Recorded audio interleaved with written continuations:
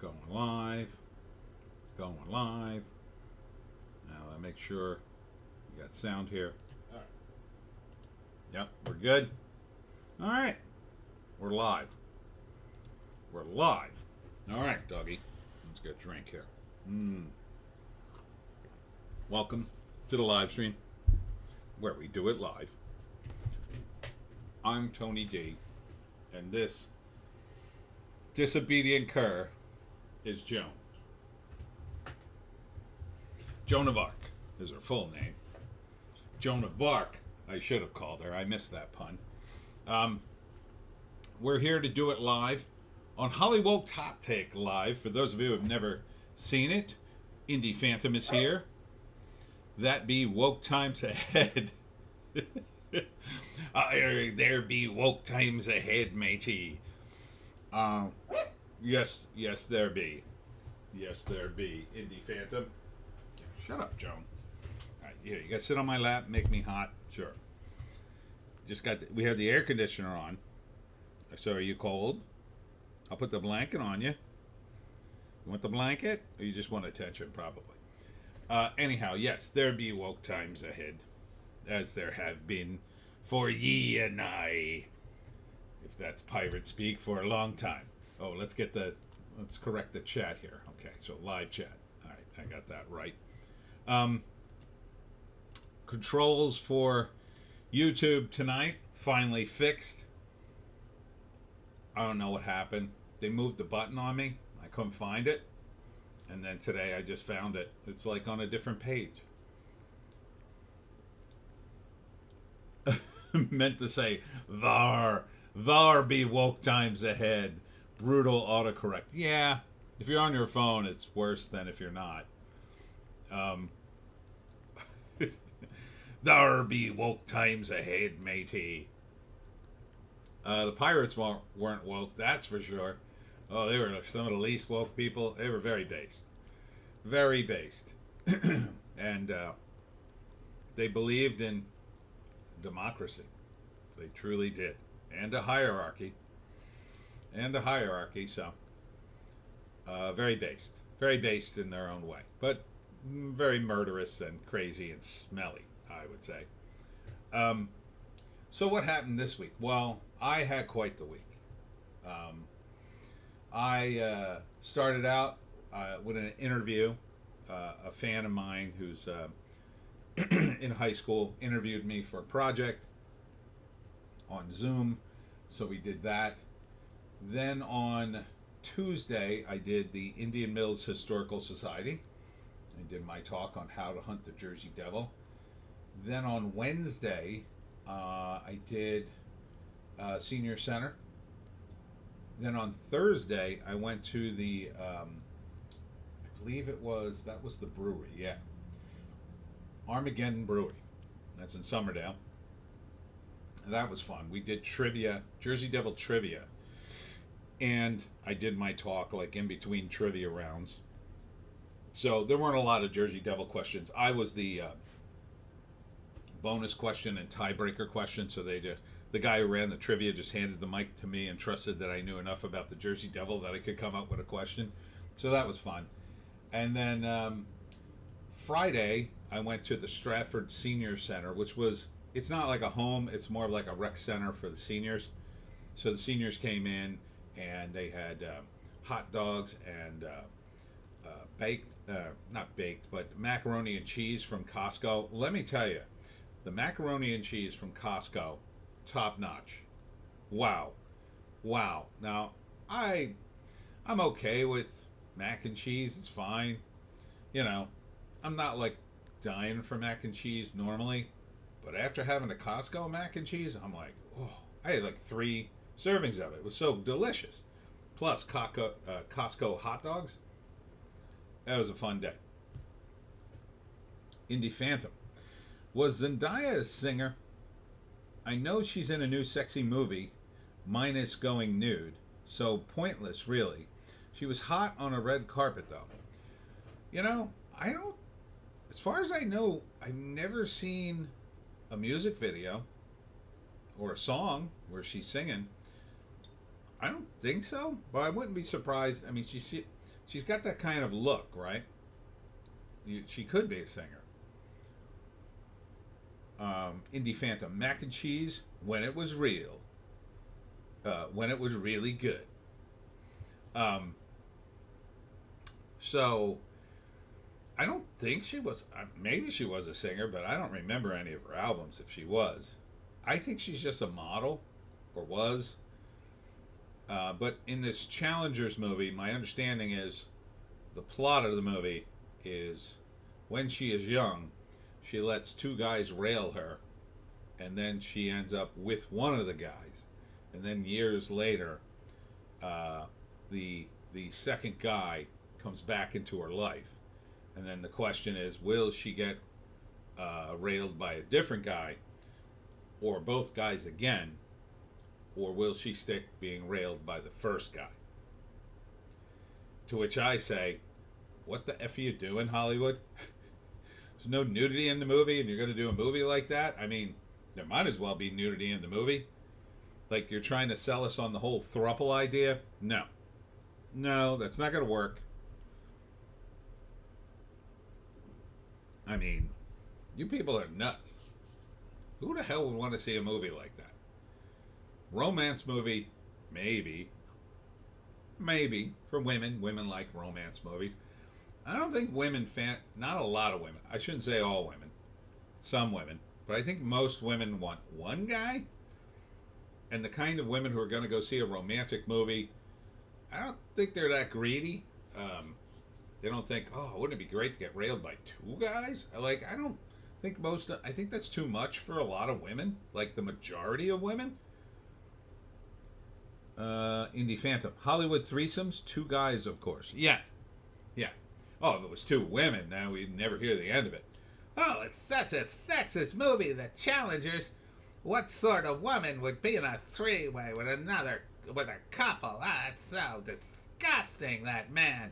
That man should be ashamed of himself being in this movie. Having sex with, what is this, a harem? Is it a harem? That's what we would hear.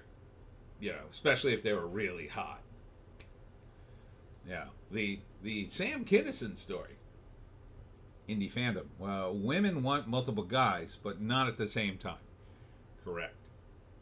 Because how are you going to absorb the attention from more than one guy simultaneously? It's too confusing. They just want a lot of attention from one guy. Has been my experience. So, attention, yes. More sex, not necessarily. Steady sex, possibly. You know. But, a train? No. No on the train. Most women. Now, there's a handful of women, I'm sure, that are into that. But that's a very tiny percentage of women. I don't think they're going to movies. I think too busy being railed by multiple guys. So, I mean, they got a lot on their plate, so to speak. So I don't know what was the thinking behind this movie, or who they thought it would appeal to. You know, maybe it could become a thing. Maybe Zendaya's fan base will just go say it. But we'll take a look in the box office. But what else did I do this week? So the trivia at Armageddon Brewery, the Senior Center. Oh, and then Saturday was Morristown Library Comic Fest. So that was really good. Now, Morristown has a lot of activities. Now, I've been to the Authors Picnic. I think one other event. And then I went to the Comic Fest, and it must be different librarians, because they acted like, oh, wow, this was really fun. And I thought, this is like the third time I've been here. Like, you guys know me. Like, and then they invited me to come back again to do my talk on how to hunt the Jersey Devil. So we're going to do that. So lots of cool stuff going on at the Morristown Library. Same thing with like the Cherry Hill Library. The libraries that have money, a lot of stuff going on. A lot of stuff. So great place. Really nice setup. It's a good time. And then Saturday night was my night off. Had a good time. I won't go too deep into the details, but it was awesome. And then today was awesome too. I met my friend down at Royal Crown Ice Cream, where we not only had the delicious ice cream, but we also had dinner now, or lunch, really. It was like a late lunch. And so Royal Crown, few people know this because everybody goes for the ice cream, but they also do sandwiches, and they're delicious. They're super delicious. Like, I got a cheesesteak hoagie. It was out of this world. Out, off the charts, out of this world. And fries, it was delicious. Delicious. And then we got ice cream afterwards, of course. But we had to wait in line for the ice cream, so it took forever because they just reopened for the season yesterday. So, strawberry sundae made with fresh strawberries, I guess from last year because strawberries haven't started yet. But fantastic with the strawberry topping, homemade whipped cream. Fantastic. And then we went for coffee. Oh, we were just stuffing our faces this afternoon. It was great. All right, let's get into the box office. All right, here we go. Challengers, $15 million, which, not great for a movie that, I think this movie got delayed. What the hell's chart is this? This isn't the normal chart. I think I clicked the wrong button. Let me try that again. Challengers. Oh, there we go. Okay. So 15 million and then 10 million overseas. Not sure what countries will this play in. It's kind of dirty for a lot of countries. Let's see. UK, of course. Italy. Yeah, I don't know. The Italians, I don't think they'd be okay with that. France, sure. Two guys railing a chick. That's an average weekday, I assume, in France. Mexico? I don't know. What's the box office there? Ooh, $500,000. Yeah. Australia, maybe. They're a little weird in Australia. Germany, maybe. Germans are weird. Spain? Yeah, I don't see the Spanish being into that. Poland, definitely not. Brazil, yes. Let's be honest, Brazil. My friend actually came down to South Jersey to buy some rare Freddy Krueger comics. These were the Marvel Comics editions of Freddy Krueger, but reprinted in different countries with Joe Jusko doing the covers. And so he bought the ones, he had two from Indonesia that he bought. They're incredibly hard to get a hold of. And then he got one, he showed me the cover for the one from Brazil. And the one from Brazil, there was a woman on the cover, and she was topless. But not on the other ones. They covered her up. JEC is here. Hi. And then Israel. Because Israel has nothing better to do than to go to the movies and see Zendaya get railed by two dudes, I guess. Yeah, nothing else going on in Israel of any note.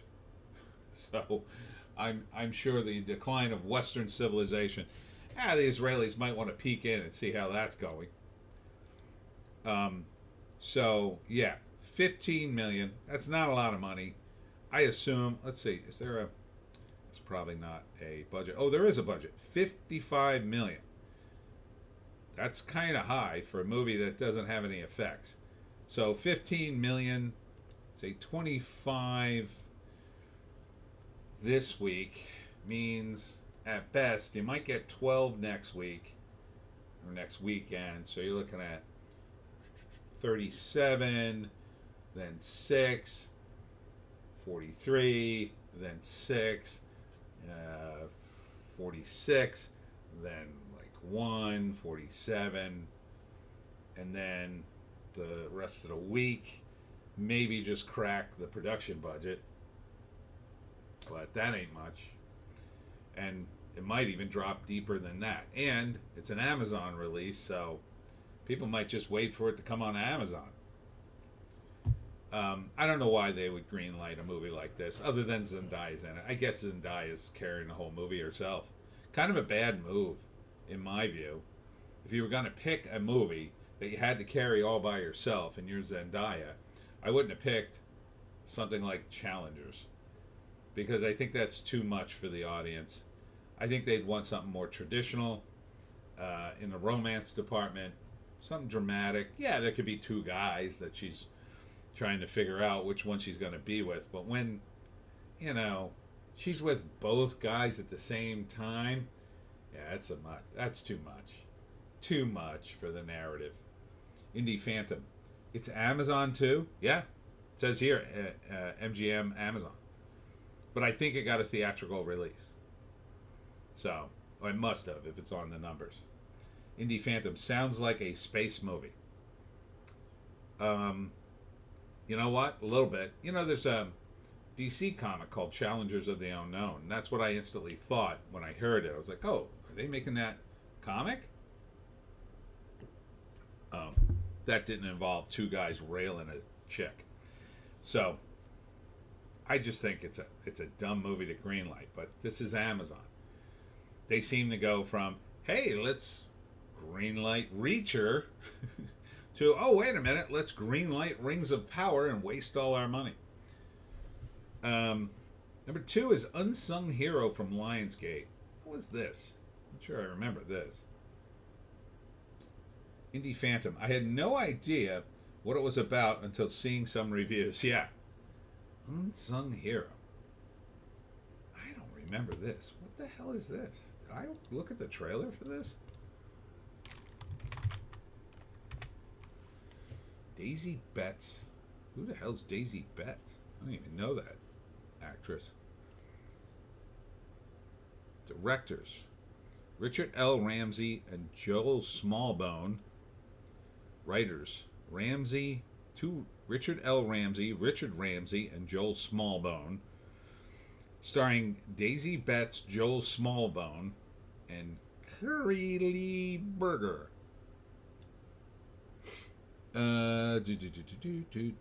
JC, you're not going to get polyamory over with the general public. Hollywoke. Yes, I agree. Just not something they're interested in. It's too much. It's too much. There's a handful of weirdos that pretend like they're in relationships and they're constantly banging each other. Yeah, that's not going to last. That is, when you're young, you want to have sex all the time. I remember those days, but actually having all that sex with multiple people, it becomes a real problem. It gets complicated real fast. Oh, real fast. So young people today are like, oh, well, I'm in an open relationship and I'm just going to, I have my boyfriend and then I date guys on the side. Yeah, that causes all sorts of problems. Indie Phantom. Spoiler, heard you have to wait until the last scene for even the drab three-way. Really? Indie Phantom. Yeah, Unsung Hero was something else out of nowhere. Okay, it's a faith flick. Oh, it is. Based on a remarkable true story, a mom's faith stands against all odds and inspires her husband and children to hold on to theirs. All right. I don't remember this movie. I don't know how I missed it, but so maybe this came out in the Phantom events, and that's why it's doing well. It says Lionsgate. I mean, it's not really doing well. It's 7.7 million. It's only in 2,800 theaters. What's the budget? Oh, but the production budget was $6 million. So, ka-ching. All right. That's the way to make a movie, everybody. Here you go. Unsung Hero cost $6 million, and the first weekend it makes $7.7 million. That's the way you make a movie. Thank you. Actually, you want to hit probably 12 million, but that'll hit 12 million. That'll easily get past 12 million. First week. Next week, it'll probably do 3 or 4, and you're basically there. You're basically with any kind of... And I don't think they spent that much advertising, quite frankly. They probably didn't do $6 million in advertising on this. That's a money. That's what you do. Small movies. There's no way they should have spent $55 million on Challengers. There's just no way. That was a stupid move. What did you give $50 million to Zendaya? That's too much money. She's not worth $50 million. She probably got like 10, close to 10, maybe at least 5. I'll say at least 5. But, yeah, I mean, Challengers didn't even make half its money back. Unsung hero. You're basically in the black for production. Just got to make back the advertising, and if you didn't spend that much on advertising, if this has any legs, it'll be in the black by next weekend. So, good for you, Lionsgate. Finally, something from Lionsgate that made money. I've got like 2 of their stocks. It's been in the toilet since I bought it. So, this is not financial advice, by the way, but that's what I bought. So, the moment that sucker gets over what I paid for it, boom, right out. So, good on Lionsgate. Godzilla vs. Kong, or Godzilla X Kong, or Godzilla times Kong, whatever it's called, The New Empire, is number 3, holding at 3, 7.2 million, in its 5th week. That's good for Godzilla X Kong, but not great for the box office in general, that a movie in its 5th week is still number 3. JEC, she's not a draw. She was the worst part of the Spider-Man movies. She's annoying as hell in those movies. It's Spider-Man, so it doesn't matter. That's true. But she is the draw because it's aimed at women, and they're trying to get the Euphoria audience, I assume, over to Challengers. I mean, who else is the draw? What's the draw of Challengers? She's the lead character. She's on the movie poster. There is no other draw. So, by default, she has to be the draw. I don't even know who the actors are who are railing her. I just can't get over the fact they made a movie around a 3-way. And it doesn't even look cool. Like, how do you make 3-ways look uncool, Hollywood? I mean, back in the day, you made Office Space, and it had one of the funniest lines in the movie. What would you do with $1 million? 2 chicks at the same time. I mean, it was a hilarious line.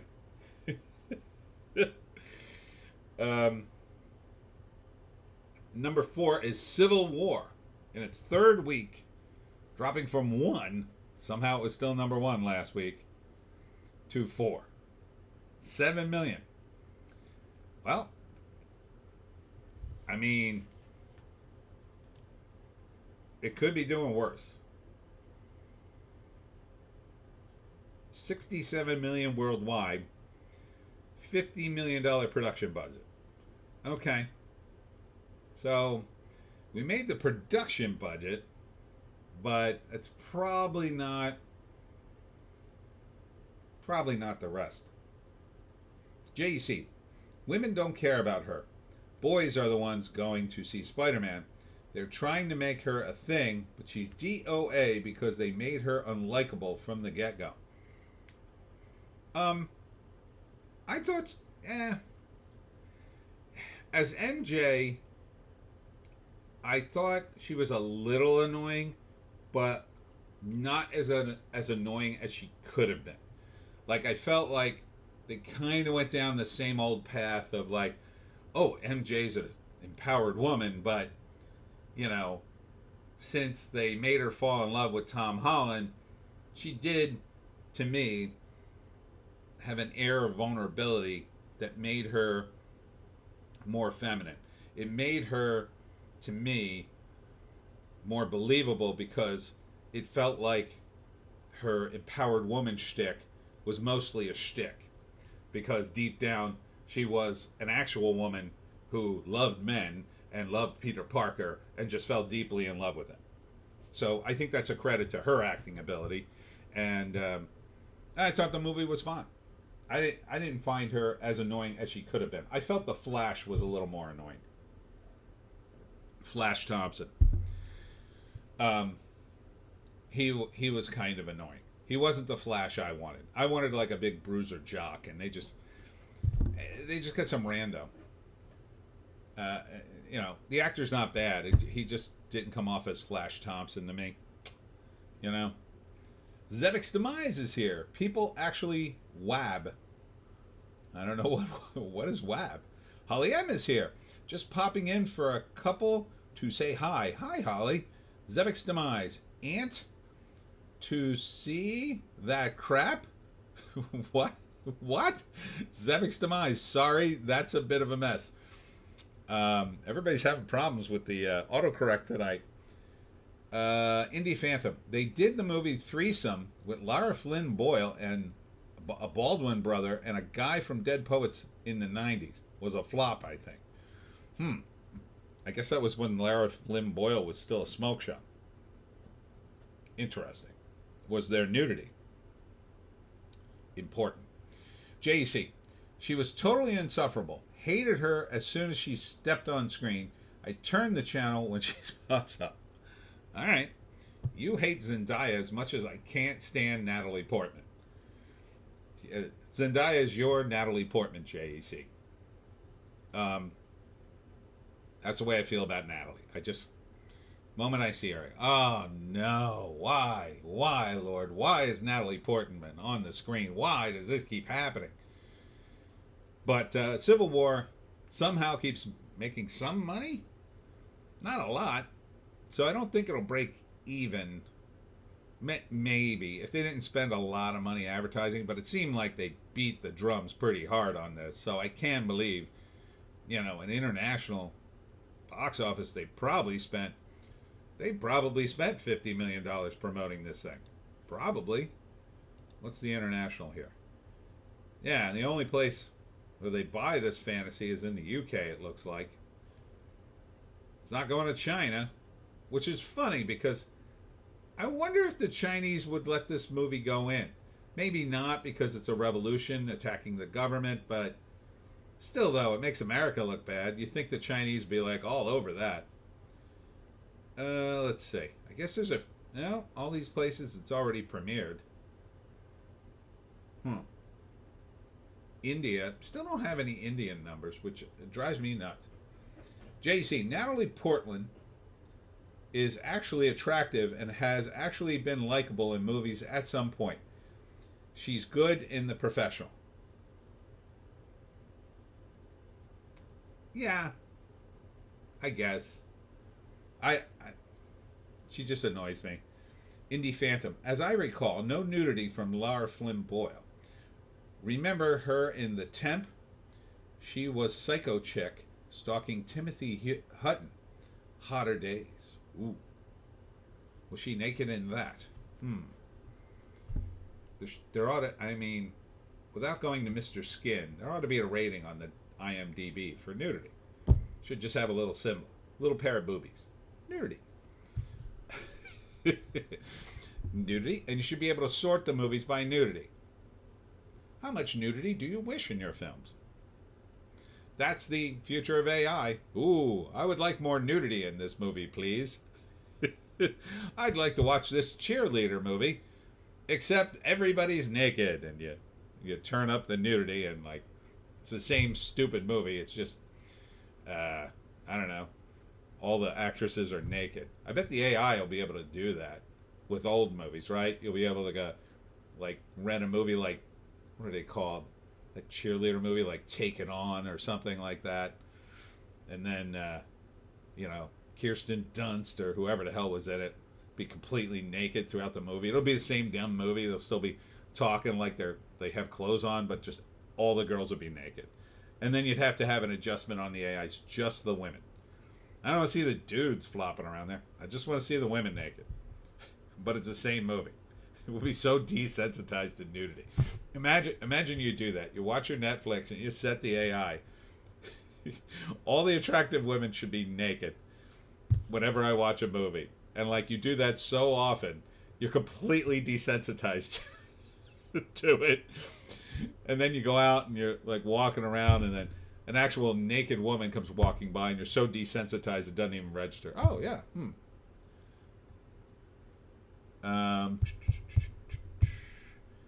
Indie Phantom. As I recall, no nudity. Oh, I think I read that one. Indie Phantom. Portman was hot and closer as a stripper, but the colored hair would trigger me now. Yeah, that used to be a thing for me. I used to dig punk girls with crazy hair, like neon green and pink hair. I'd be like, oh man, yeah, let me get with her. Now it's like, oh, no. Because they're not punk anymore. All the punk girls, I don't know what happened to them. They used to be cool. Angry punk girl.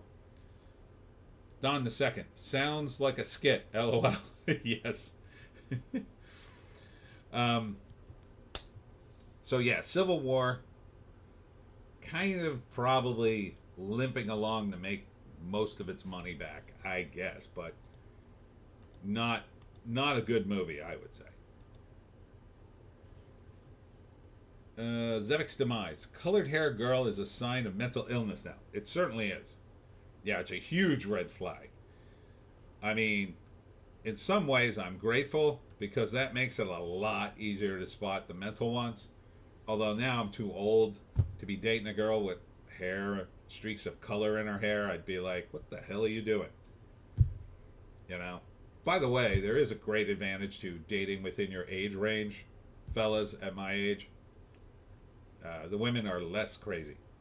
I'll tell you right now. They seem to be a lot less crazy. Or they're better at hiding it. I don't know which. But seems to be a lot more calm. Seems to be a lot of stuff. A lot of baggage stowed away. And couldn't be happier. Couldn't be happier for that at the moment. So number 5, dropping from 2, is Abigail. I was kind of rooting for this movie, but it seems to have a little bit of legs because it only dropped by 49% in its second week, 5.2 million. I don't think it cost a lot of money. This is the ballerina vampire movie, 28 million worldwide. No word on the production budget. It could be higher than that. Probably not much higher if it is. I could see it going around 30, 35, but I don't know. They shot it all in a house, so it's probably a lot cheaper than that now that I think about it. Probably closer to like 15 to 20 at most. So this is probably money. Don the Second. I'll date a MILF. Hey, highly recommend MILFs.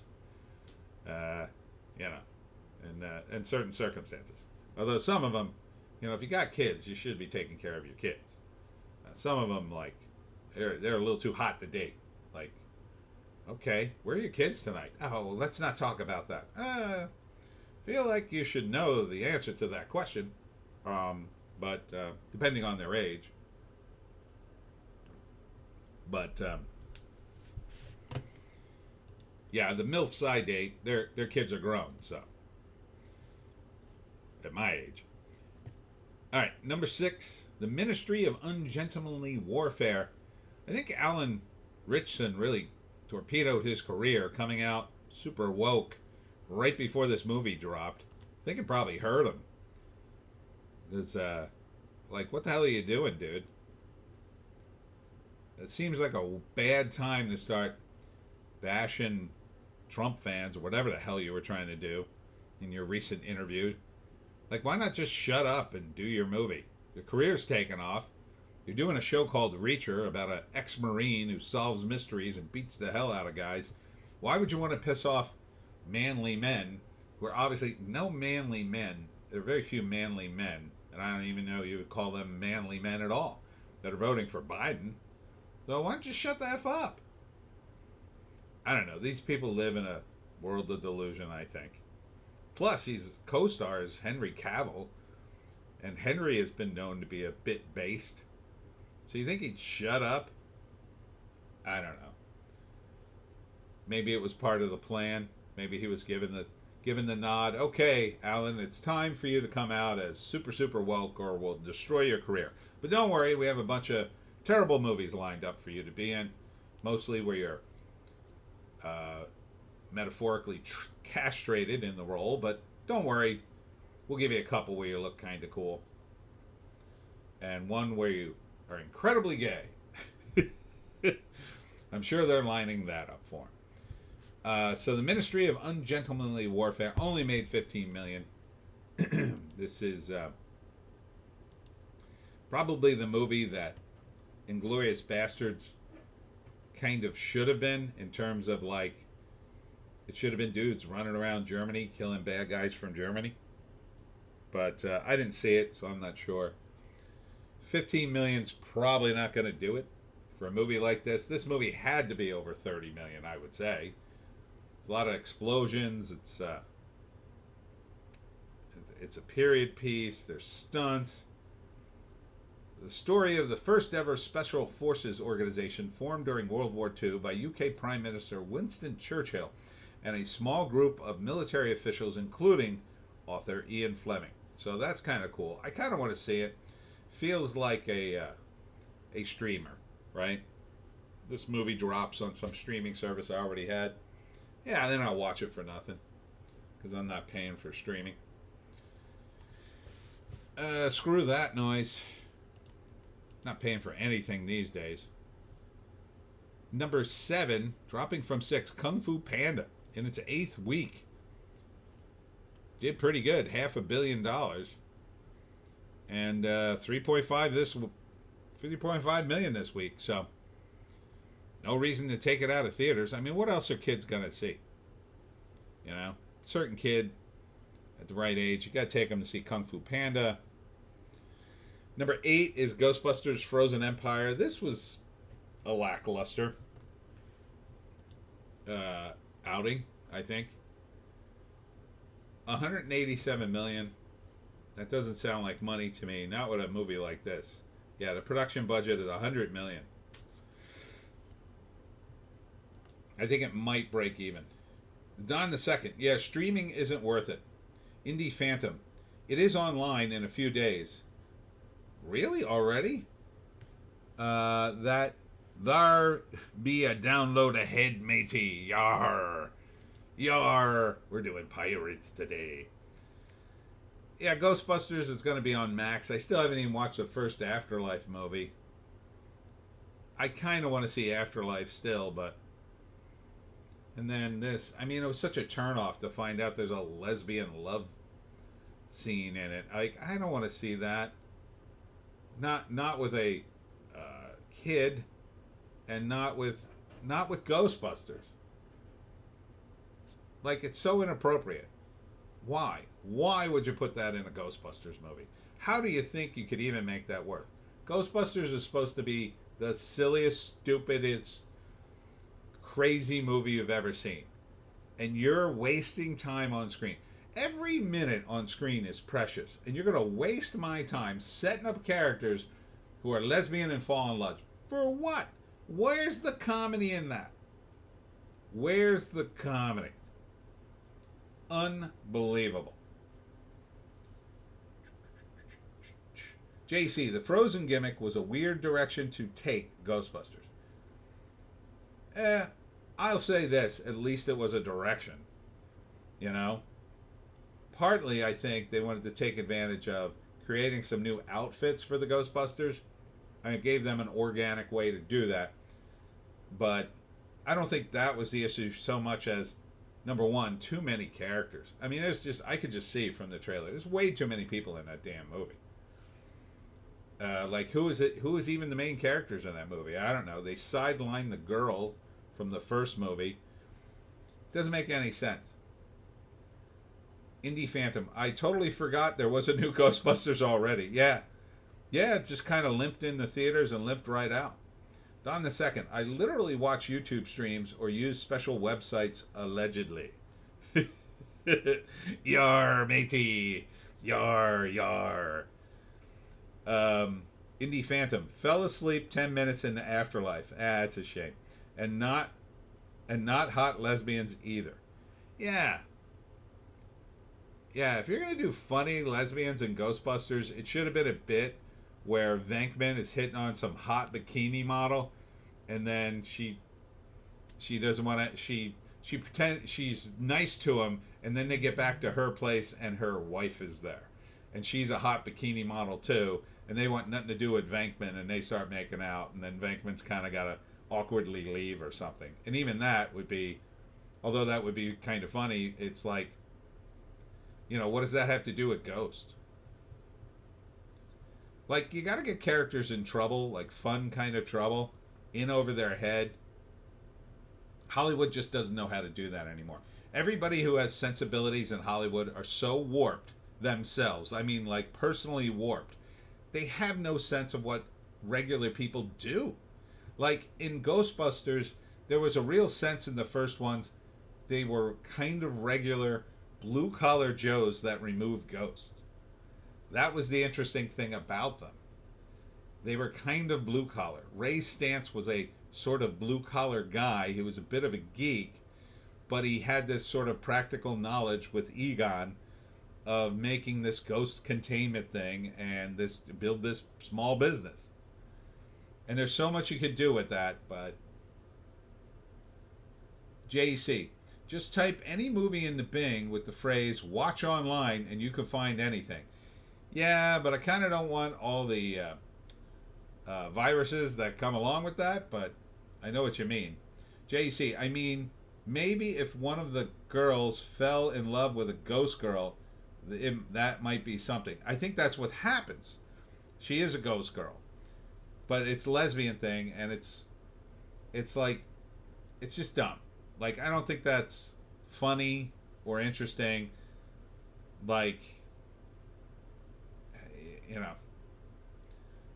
like, there was one funny bit, and I forget which of the original Ghostbusters, where Aykroyd gets woken up or I think he's in a dream, and a ghost is like taking his pants off, and that's kind of funny. But like, you don't see anything. It's just a bit, and then it's over. Like, it literally lasts for a few seconds. Like, who the hell wants to go down the path of actually casting an actress? Oh, you're going to be the ghost, and then you're going to fall in love with her. Like, what? You know how much time you're going to have to waste in the movie developing that? Just so what? Just so a handful of lesbian girls go, oh, I should go see Ghostbusters. They included me. Like, so what? So what? It's not about, like, you don't go see no. Who the hell looks at a list of movies and goes, well, this person looks like me, therefore I'll go see the movie. I've never done that.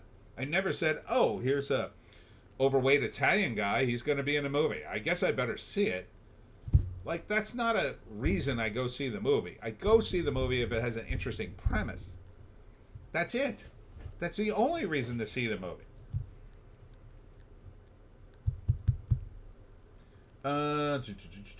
Indie Phantom. One of the Coen brothers directed the Lesbian Road movie that also bombed recently and turned the hot chick ugly. Great marketing. Wait, the Coen brothers directed a Lesbian Road movie. Which one was that? That wasn't the Kristen Stewart movie. JC, first one. Okay, it was the first Ghostbusters movie, I thought. Indie Phantom. Aykroyd got woke from BJ.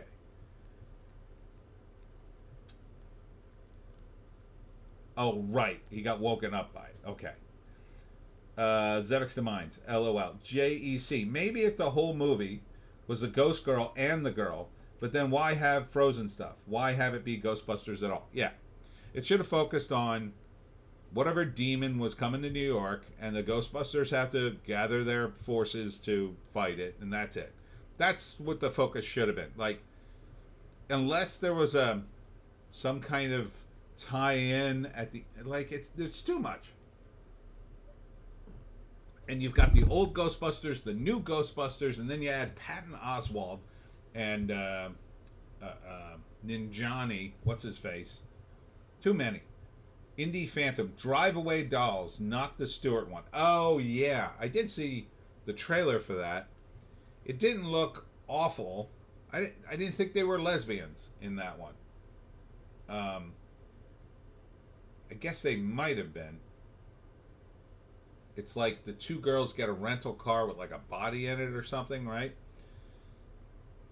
Indie Phantom. They had two lesbian bombs recently. Well, and if you count the Marvels, that's kind of a lesbian movie. I mean, they at least implied it was there were lesbians. That Captain Marvel was a lesbian, or at least I don't know. They showed alternate clips too, so maybe that wasn't in the final cut. But you know, Joan, you're so sleepy today. What's going on? Poor Joan, sleepy. Yeah, because you're making us both very, very hot. And here, why don't you get under the blanket and take a nap? All right? Take a nap. I'm going to put you over here because you're too hot, Joe. It's just too hot for you to sit on my lap. I'm sorry. I know it's a betrayal. I feel so bad when I have to take her off my lap. Yeah, too much gay stuff in the movies. I mean, again, you can have gay characters. I don't care. But beating us over the head with gay, it's just not working. I mean, look at Doctor Who. Doctor Who is so gay. I mean, it's like he was fired out of a glitter cannon into a pride parade full of bare-chested guys. Where they're constantly reenacting the steelworker scenes from The Simpsons. Joan, seriously, I can't put you on my lap. This is too hot, Joan. Indie Phantom. Drive Away Dolls was Les. Solid 2.5 out of 5 for me. Some good Coen side characters, but not that memorable. Yeah, sounds like a rental at best. I didn't know a Coen brother directed it, though. But yeah, too much gay. I mean, too much gay. You know? Here's a thought. Has anybody, they used to do this, you direct a movie where the character is gay, but you don't know it through at least most of the movie, and then maybe at some point you discover it for a reason in the movie. You know? That has been done. I can't think off the top of my head. I want to say Kiss Kiss Bang Bang because Val Kilmer's character is gay in that, but I don't think they reveal it right away. I think it's a joke later in the movie. JC, I was done with Doctor Who after the Scottish Doctor, angry Doctor Who never works. Yeah, I think if I were to hit the reset button on Doctor Who, I would start it back. I would make the restart at Sylvester McCoy. I would bring back Sylvester McCoy, and I would reveal that the Fox Doctor Who, which really started the downslide, in my opinion, was some sort of clone that the Doctor created in order to distract his enemies so he could save Gallifrey or something like that. And he went off on his own all this time, and all those other doctors are like, there's some sort of weird constructs that nobody cares about now, and they're just winding down. And none of that is canon to the actual Doctor. And then I would start with Sylvester McCoy, maybe regenerating, maybe give him a couple more episodes, and then maybe regenerate him into the next Doctor and make him the geekiest guy ever. And I was saying today, if you wanted a black Doctor Who, I can't think of the guy's name. He's got kind of an odd name. The guy from the IT crowd, the black guy, the nerd guy from the IT crowd, he'd be a perfect Doctor Who, 100%. I would watch him in a hot minute. JC, isn't his name literally a joke about him being gay? Probably. Indie Phantom, Kiss Kiss Bang Bang, so damn good. That movie is so underrated, and it was huge in Europe. It did very well in Europe, but here it did nothing. Holly M, I stopped watching when they had Jodie Whittaker. Also, I may start again, but she was an epic fail for me. Yeah, by that time it was like meh. I know people like David Tennant and a few of the other guys, Matt Smith or whatever, but Doctor Who was never meant to be cool. He was always a big nerd, running around the galaxy, doing nerd stuff. And he should be the nerdiest guy in the universe. He should not be cool at all. JC, I think they lost their way since that one random Dr. Jeremy Irons played that no one knew about. It was a mess. Jeremy Irons? Was it Jeremy Irons? I don't know. Everything after McCoy, I say dump at this point. There's no point in saving Tenet's era at all. There's little point in saving Matt Smith era, and I mean, it's unfortunate the other doctors would have to, but it's the only way to save the show if you wanted to save it at all. Oh, Kite is here. Hey, what's up, everyone? What's up, Kite? Welcome to the live stream where we do it live. All right, number 9 is Dune Part 2, dropping from 8 to 9. It's in its 9th week, though. 1.9 million. Still doing okay. So this movie definitely did well. $704 million. Not going to make $1 billion, but pretty damn close. I mean, not that close, but $750,000 almost. Probably do well in, when they put it on DVD and Blu-ray, and then they'll make a third one at least. JC, you want an unknown actor that has appealed to women to be Doctor Who? No, I don't think so. I think he has to appeal to nerds. I think he has to be very geeky. And it has to be very sciencey. That was the charm of it. I don't think handsome Doctor Who's are the way to go. David Tennant was up there with Tom Baker as one of the most popular doctors. Yeah, but he kind of essed the bed with this transition into Nakuti Gatwa.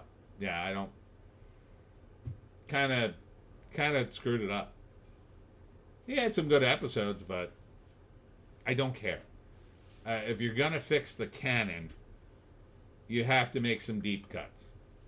And I think the canon went awry with the Doctor after Sylvester McCoy. It never should have happened. Fox had no business buying up Doctor Who. It just...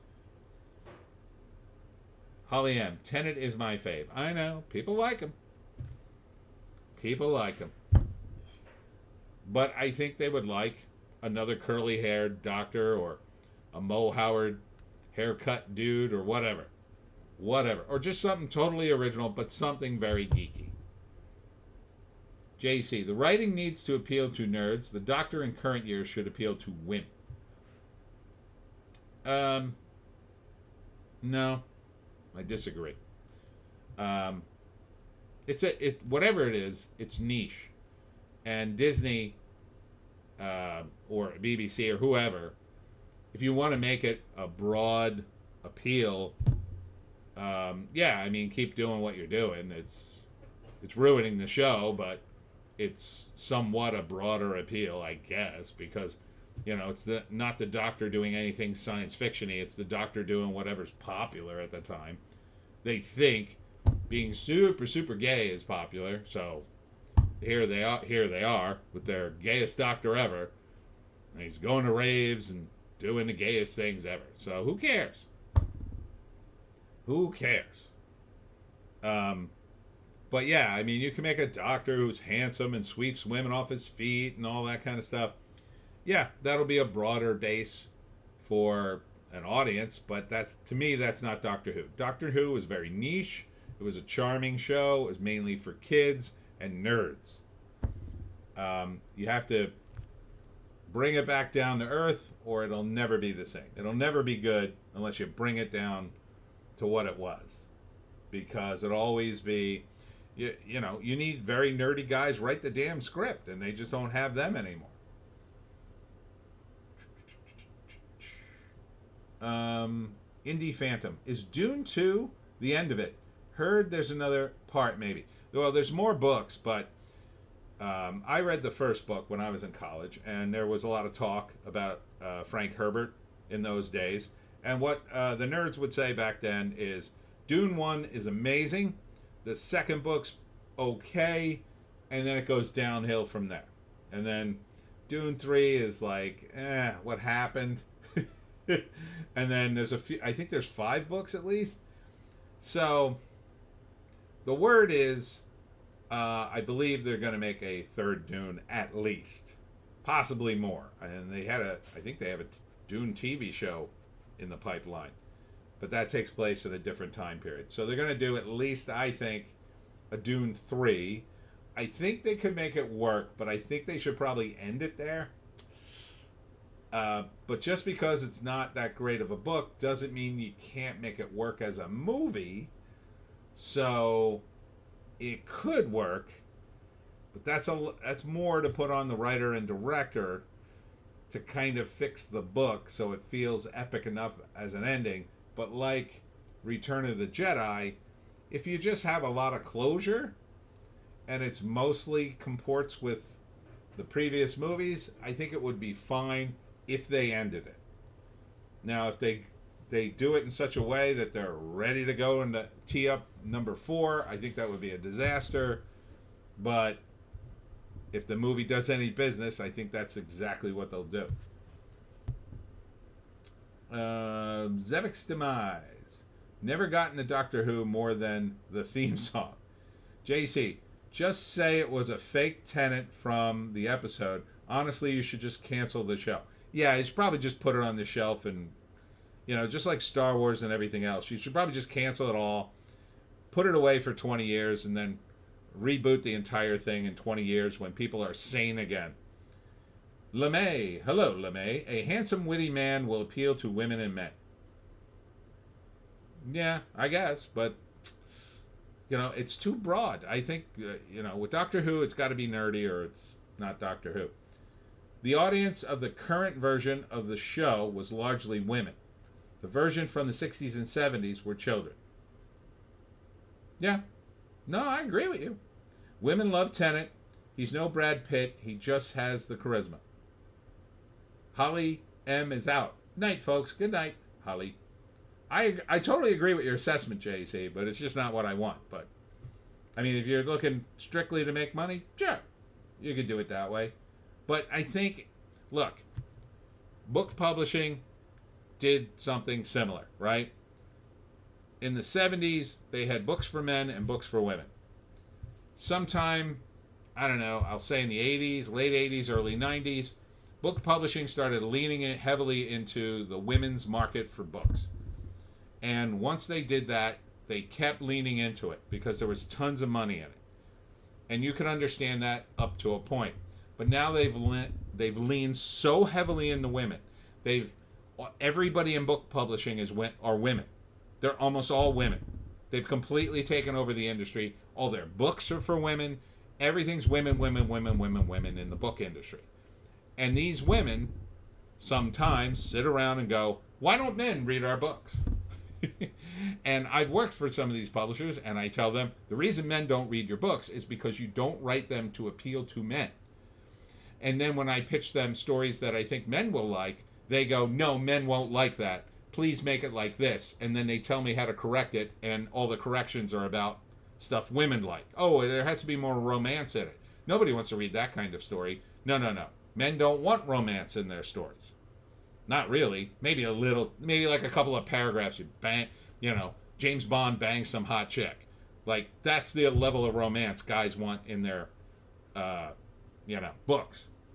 They want to hear, one of the most popular series besides James Bond was Mac Bolan, the Executioner, who basically was the Punisher. He'd run around the 70s killing mob guys.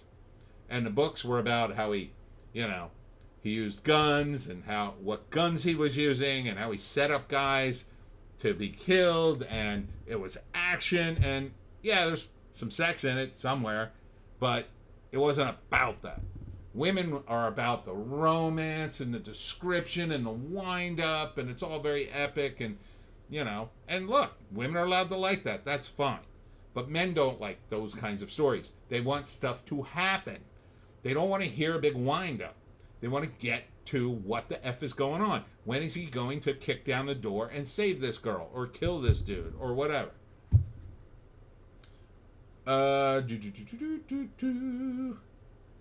Indie Phantom, Return of the Jedi, partly saved by Slave Leia costume.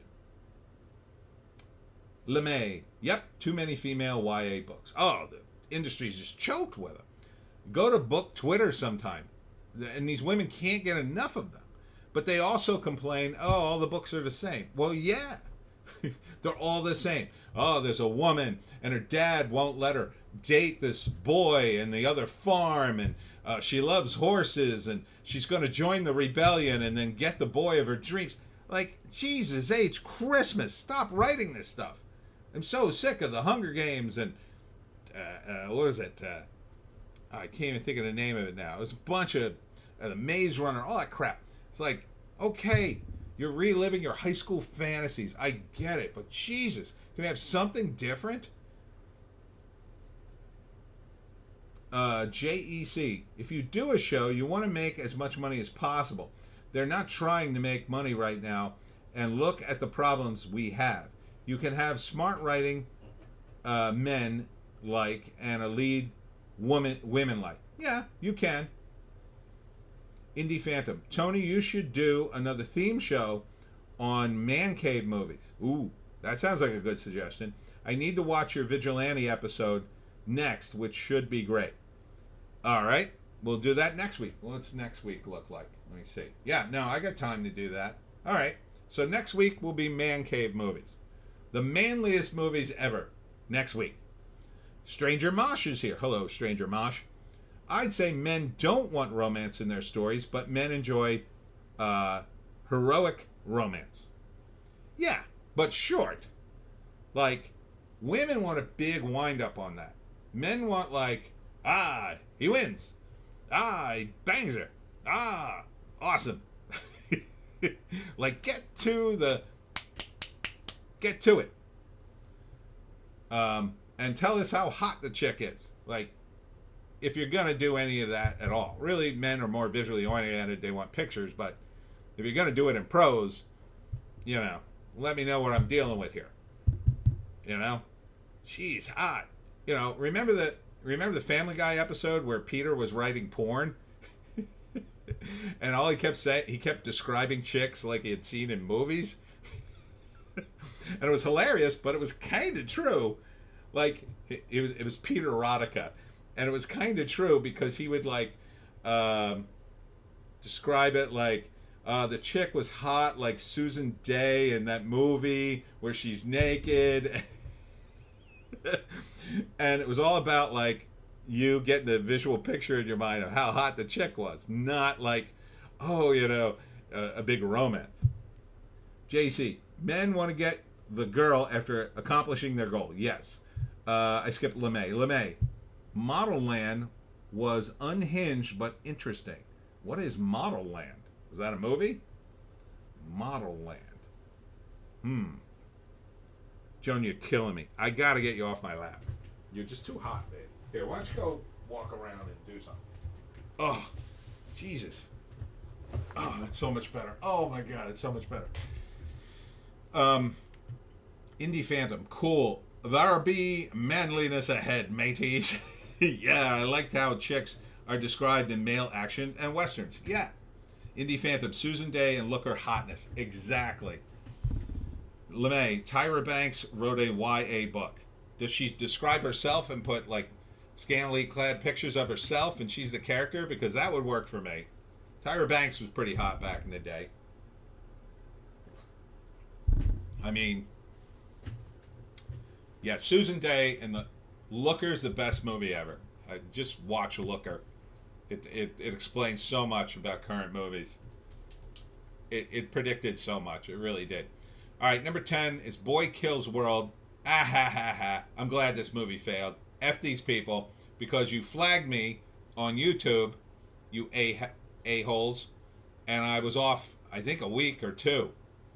It pissed me off so much that I got flagged. I don't know what happened. I guess one of their trailers got dumped on the internet too early, and I did a trailer reaction to it, and they friggin' copyrighted strike me, or copyright striked me. I'm using that as a verb. So F these people. I hear the movie's not great.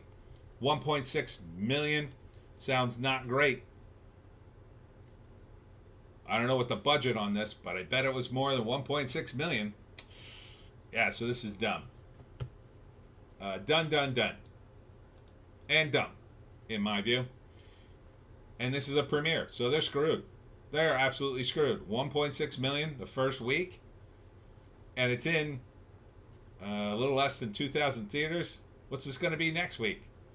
Psh, $500,000, if you're lucky. If you're lucky, it'll be a little over $500,000. That's dead. That's DOA. No way that movie makes money, I say. Alien is back in theaters, and it made 1.5 million. And this movie is very old, very good though. I wouldn't mind going and seeing Alien in the movies again. Did I see it in the movies originally? I guess I didn't, because I only would have been 13 when it came out. I might have saw it on a second run. I think I maybe saw a second run version. I definitely saw the Aliens in the theater. 13, I probably couldn't get to the theater by myself. And so they just got a running total here. 186 million. But that's a lot of that's in 1979 dollars, so take it with a grain of salt. A movie like this probably would have done $1 billion back in the day. LeMay, sadly, Tyra has a body image issue, so her self-insert character is described as a freak, but she still gets an attractive boyfriend at the end. Yeah. Well, she should just use old pictures of herself. I'll tell you a quick story about models. And I was at a comic book show, and I won't say the model, but there was this hot model, a formerly hot model. She was older. She was still pretty hot. But she was putting out pictures of herself back in the day, like when she was in her 20s. But she was a lot older than her 20s. She had to be at least twice that age. And she had glasses on, old lady glasses on, as she was putting them out, because I guess she had bad eyesight and she wanted to like make sure everything was fine. And this is sort of a pre-show setup. And somebody went up to her and asked, "Oh, wow, these are hot pictures. Is this your daughter?" And I was like, "Oof, oof." And she was like, "No, this is me." And yeah, it was kind of like rough. That was rough. But she was selling old pictures of herself. And she was hot back in the day, and quite frankly, she was decent current day, but the old lady glasses did not help, though. Zebek's demise. Alien would be good to see in theaters. I was too young for Alien for sure. Yeah, no, definitely. Definitely a good movie to go see in theaters. Yeah, I guess I probably saw it like second or third run, something like that. Because they would do that a lot more back in the 80s. We had the regular movies, and then we had dollar movies. And dollar movies would be like a year or two old, or big hits.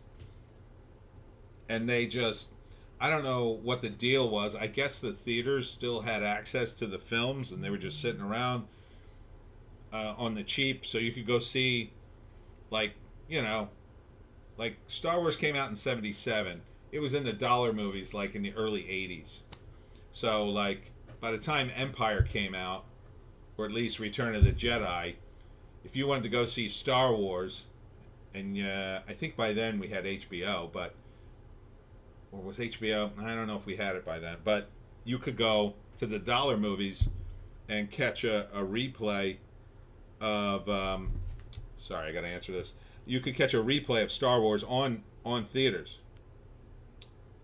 Every Sunday I do a live stream, and certain people don't remember. So yeah, I think I probably saw it at the dollar movies. Monkey Man, another movie, disappointing. 31 million. Probably not money. This was Dev Patel somehow working in trans people into a Indian John Wick movie. I don't know why he did that. Made it a big deal too. in his interviews. It's like, dude, and it was like some legit Indian thing, I guess. But is that the only reason you made the Indian John Wick? Is so, oh yeah, then we could work trans people in it. Fantastic, let's greenlight it. I wouldn't be surprised, but Indian cinema is already huge around the world.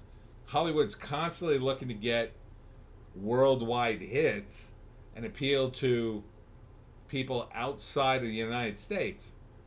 So you didn't need to throw in the trans stuff, but you did, and look what it did for you. Because as much as people in the United States would be like, oh, trans stuff, they're not. I mean, like, I think a lot of people. More people in the United States went to see this thing than outside the United States. But I don't know how that stuff will fly in India. Might not fly. Might not fly. Might be like, ooh, they're pretty old school in some countries outside the United States. Not as inclusive, we'll say. Zebek's demise. Trans Indians? Isn't that Two-Spirit? Oh, those Indians. Yeah, it's the Indian Indians. As opposed to the, woo, Indians. That's a joke, YouTube. It's a joke. It's an old joke. I forget what show it's from. But yeah, I mean, it looked good. And then I was all set to see it. And then, then the interviews came out with Dev Patel, and he's like he's going on and on about trans people being like there's a certain group of trans people in India. I don't know if what the deal is, some sort of cultural thing. And I'm just like, what? Why is that part of the movie? Indie Phantom. Alien I saw on VHS with my dad and uncle like a few days before seeing Aliens new in theaters. I was 16. Great viewing. That would have been a good way to say it. So Monkey Man dropped from 9 to 11, so it's not doing well. And I think the trans stuff is probably, it's in the 4th week. I think the trans stuff, it's just, why do you keep jamming this into movies? I don't get it. I don't get it. Or if you're going to put it in the movie, why talk about it in the interview? Because maybe it's a very tiny part of the movie, but when you talk about it in the interview, that's a huge red flag to most of the potential viewing audience. LeMay, third gender Indians? I guess. Maybe. I don't know. I forget what the interview... I don't know. He went on and on in the interview. So you got to assume, if he goes on and on in the interview, that's like a big part of the film. Now, maybe it's not. In which case, why even mention it? Just like put it in the film and let people... Maybe they talk about it, maybe they don't. They probably would have mentioned it anyway, but... Like, was it necessary? Did it advance the narrative? That's the thing. If it doesn't advance the narrative, it doesn't belong. Spy X Family Code White, which is an anime thing that dropped from 5 to like 13, 1.1 million. In its second week, dropped 77%. Oofa. That's a big drop. That does not have legs, but it's anime, so the rules are a little different. But it did really well last week by comparison. But it was a bad week last week. Bad weekend. After that, The Mummy's back in theaters. There's another movie that might be fun to see in theaters again. $1 million. I wonder if that's playing around near me. 417 million. Might be a little too soon to release this movie back in theaters, but good, I think this is a good idea for studios to re-release some of their classics or fun movies, since none of the current movies seem to be fun. God forbid I find out they edited something like this. I'll lose my damn mind. Storebang is here. Hello. I think it's possible to make an interesting trans movie, like a prisoner escapee who needs a good disguise or something. Yeah, I mean, sure, it's possible to make a good trans movie. I got a pitch for one. But, you know, you have to acknowledge that trans people, you have to acknowledge reality. And trans people are not a gigantic portion of the population. And so you have to put it in context. This is a rare sort of person. That's it. That's all you need to do. But Hollywood has insisted on this sort of social engineering where it's not, oh no, you can't talk about it like it's a rare thing. You got to talk about it like it's a normal thing. Like anybody could be trans at any minute. That's not the way it works. That's not reality. And because of that, you know, like they have this new movie called Stress Positions. It's an art house thing. I don't think anybody's going to see it, but everybody in the movie's gay and trans, and it's like, well, maybe that's a community, but it's very niche, you know, and there's a trans person in it who helps a gay kid become trans. I don't know about that. But I don't know that much about that world, but I know some of it, and what I know is it's incredibly rare. There's a lot of problems in that world, and they marketed that Stress Positions as a comedy. I don't know who could relate. As a comedy, it's a complete failure. Because comedy needs common ground for people to laugh. And there's almost no common ground there. So, JC, I still say you should do a movie review channel where you review Indian movies. American tries to understand Bollywood type gimmick. A lot of Indians, and they're not as jaded as Americans. That is true. Every time I review an Indian movie, I get very polite comments, very insightful comments from the Indians, and they're very nice. They don't say stuff like "F you, you're stupid, you don't know what you're talking about." Like they will politely correct me and tell me like this is a Telugu movie and it's in this language and blah blah blah. Though they will politely correct me. And when I reviewed RRR and a few other movies, yeah, it's probably a good idea. I don't know if I had the bandwidth to do it, but I just prefer to, like, every once in a while review an Indian movie. But LeMay, hardly anyone is watching Spy X Family, not surprising. Well, in America anyway. I think it's doing, if I remember, it did pretty well internationally. It did 40 million internationally. It only did 7 million in the States. I don't know how much it cost to make. Probably, I mean, probably made in Japan, so probably not that much. So it's probably some money.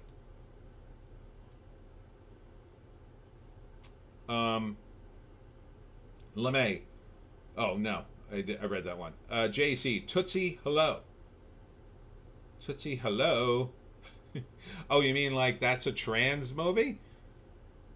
Oh, like, he's not trans. He's just in disguise, right? I think. It wasn't the whole conceit, like, he's doing it partly as an acting exercise, and then he falls in love with a woman? Storebang, some like it hot. Hi. They're not trans in that. Yeah, that's keeping it in perspective. Like, they're not trans, they're like in disguise or in drag. JC, do a second channel that just does Bollywood and play dumb so they comment more. Helps with the engagement. Oh, well, that would be absolutely gangbusters if I did that. But they're pretty savvy. I think they would glom onto that pretty quickly. I think the Indians are so savvy, they'd come back to this very live stream, find this quote, and go, aha, that's what he's doing. So maybe if I disguise myself, I'll put on a mustache, I'll put a mustache on Joan, and they'll never know the difference. No, that is a good idea. You have good ideas, JC. I'll give you that. JC. You often have good ideas. The First Omen, drop it from 10 to, like, I don't know, 15. Indie Phantom. Jerry Seinfeld has a movie coming up about Pop-Tarts called Unfrosted. Apparently he's a big fan. I like them too. Yes, I did a trailer analysis of that. It looks good. It looks fun. It's from his stand-up. He did a whole stand-up piece about Pop-Tarts and cereals. Like, that was one of his old stand-up things from long ago. So, it looks fun. It looks like a fun movie. Indie Phantom. Yeah, Jerry also said movies are dead. Yeah. Yeah, I agree with him in that I think the current movies are dead. What needs to happen is there needs to be a new kind of movie experience. And we haven't, and partly that's on the theaters to change the experience, and partly it's just on, a lot of it's on the movie makers to change the experience.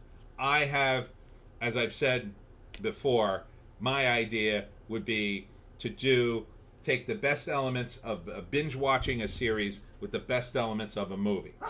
So the problem with Phase 1 at Marvel, the movies were good, but there wasn't enough of them.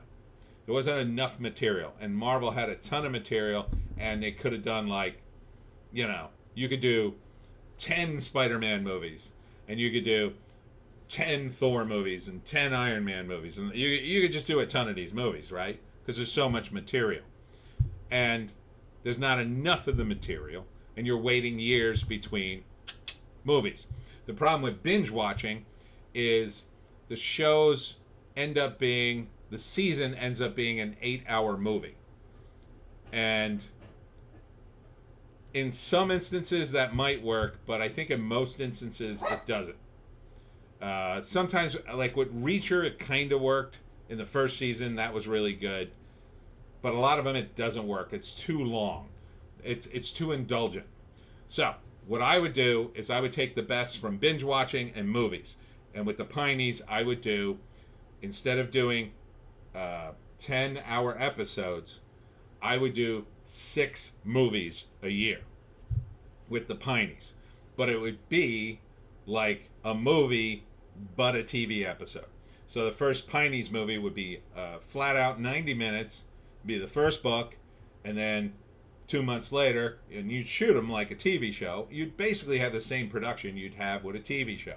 With a TV show, 1 hour, you're doing 8 to 10 hours of material, essentially. If you do 90-minute movies and you only do 6 of them, that's 9 hours. So with the Pineys, I would do 6 9-hour movies a year, and I'd release them every 2 months. And I think it would work. And you would get the best. Now, assuming the movies are a hit, and I'm awesome, so they would be a hit, that you'd have, you know, people would hit the Pineys and go, oh, I like this first movie. Oh, there's another movie coming out? And then it would be more special. And then when you wait 2 months, it would be about the right time to see another Pineys movie. And then if you wanted to binge watch them, they'd also be bingeable too, as they stack up. But it's more special to watch a movie. Indie Phantom. Oh, okay, I will check your trailer review. Yeah, I think it looks good. There's a lot of funny people in it. Andrew Daly's in it, who went to my college. He was on the comedy show that I did the year after I left. And he's very talented. He's one of the breakout talents from my college network. Along with, there's a guy who wrote for Family Guy and Daily Show, and there's a few other guys. So yes, yeah, I think Unfrosted will be funny. I think it'll be watchable. Melissa McCarthy's in it and Amy Schumer, but I think they actually put them in roles they could handle. It's mostly Jerry Seinfeld doing his shtick, and he's funny, and he directed it, so I don't think it's going to get woke at all. He did yet another interview about how much he hates that. It's just going to be funny. That's it. Just going to be comedy. And like Larry David, he's kind of grandfathered in. They probably won't bother him. Probably. I don't know. Don't quote me on that. But people are sick of woke BS. You need comedies. They need to greenlight comedies. At some point, some production company or some studio will finally come along and say, okay, we're going to make a lot of comedies. And then things will hopefully change and get better in movies, and we'll get a bunch of comedies. But they're going to need funny people to make them. The problem is most of these asshats can't write comedy. I mean, they keep putting out movies, they call them comedies. I just looked at a trailer yesterday called Cora Bora. I don't think there's one funny thing in the trailer. Like, I'm watching it going, this is a comedy? I mean, they build it as a comedy drama, which is already a big mistake, but I mean, there's so many trailers, they build them as comedies, and there's nothing in them that's funny. Like, if you don't have one funny bit to put in the trailer, I mean, you might as well close up shop and not release the movie. Comedy has to be funny. And it has to be funny in the trailer, too. I get it. Some bits you can't put in the trailer. You require setup and then a reaction. But my God, look at the trailer for Dirty Work with Norm Macdonald and Artie Lang. That's a funny trailer. It's a funny premise. Two guys who opened a business for revenge. I mean, it's already funny. There's no trailers like that. None.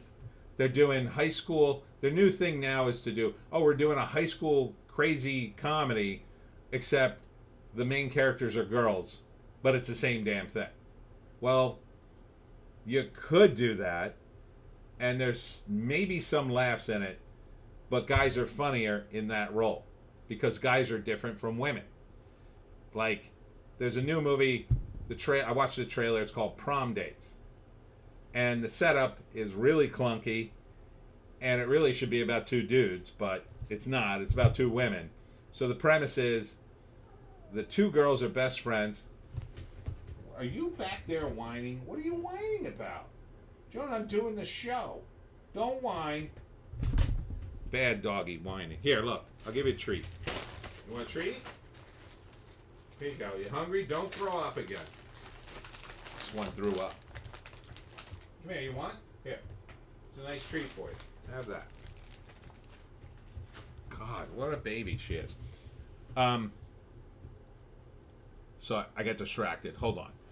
JC, Seinfeld is one of the few things people actually will watch streaming. Jerry can do whatever he wants, still in the top 10 after being off the air almost 30 years. Yeah, because he just does comedy. He doesn't go down a rabbit hole. But anyhow, so Prom Dates, they're two best friends. One, her boyfriend cheats on her, and they break up right before prom. Totally realistic. Fine. Okay, now she needs another date for prom. Her best friend has a boyfriend, but he doesn't cheat. Instead, she comes out as gay, which is so stupid. Now they both don't have dates for prom, and they have 24 hours to get the date. Like, that doesn't make any sense. Why would you come out right before the prom? Like, it doesn't make any sense. But that's the premise, and then the girl who's a lesbian now is the funny one trying to hook up, but it's like, she's a woman. Women can kind of hook up whenever they want, so it's not really all that big a deal. Same thing with the straight girl. It's just a matter of finding the guy she wants, who's available, who will go to prom with her. That's it. Like, it's not a big deal. Two guys who have to find a date to prom the day before and in 24 hours, oh yeah, that's a lot harder. That's a lot harder. That makes the stakes up here. The stakes for the women are down here, and the stakes for the guys are up here. So the funniest you can get is here. But for the guys, you can get up here. And that's the sensibility of Hollywood, though. They think, oh no, we have to do it with women because women are empowered, and it's going to be about young women and finding their sexuality. It's not the same. It's just not the same. JC, why don't you wait until after you graduate and you can live your life however you want to come out? Or, yeah, better yet, why didn't you come out, I don't know, months ago, so you could get a girl to go to the prom with you, if you know. And it's also based on the tradition that no one has sex until prom night, like, which was pretty much dying when I was in high school. Like, when I was in high school, most of my friends they weren't virgins. And that was the 80s, man. That was like 40 years ago. I was the only virgin walking around that high school. A handful of my friends. Most of the cool kids, they got laid all the time in high school. especially in the 80s and 70s. My God, yeah, I was the dateless wonder. But so in this day and age in 2024, you're going to say, oh, these two women, they're virgins, and they want to have sex on prom night, and they got to get. What are you kidding me? What are you joking? And if they've already had sex, then that makes the stakes even lower. Then that makes the stakes even less there. But you could totally see, even in 2024, two guys who are such losers, they don't even have dates. And they're definitely virgins. Ardent. Sorry I'm late. I started working on getting studio room cleaned out. Everybody doing well? I think so.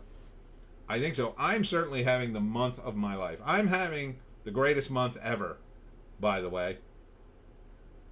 I'm selling books. I did 15 events this week, this week I did 5, but I did 15 events this month.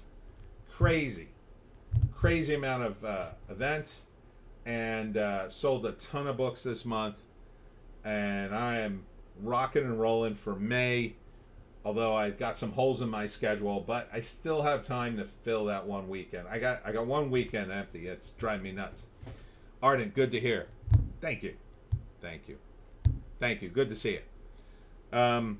Anyhow, so Hollywood, like everything else, they're so tone deaf. They've spent their entire cachet trying to re-engineer society, destroy values. And now when they turn around and try to make a wacky high school movie, it can't work because the stakes aren't there anymore. Prom isn't the same thing. These kids have already been laid.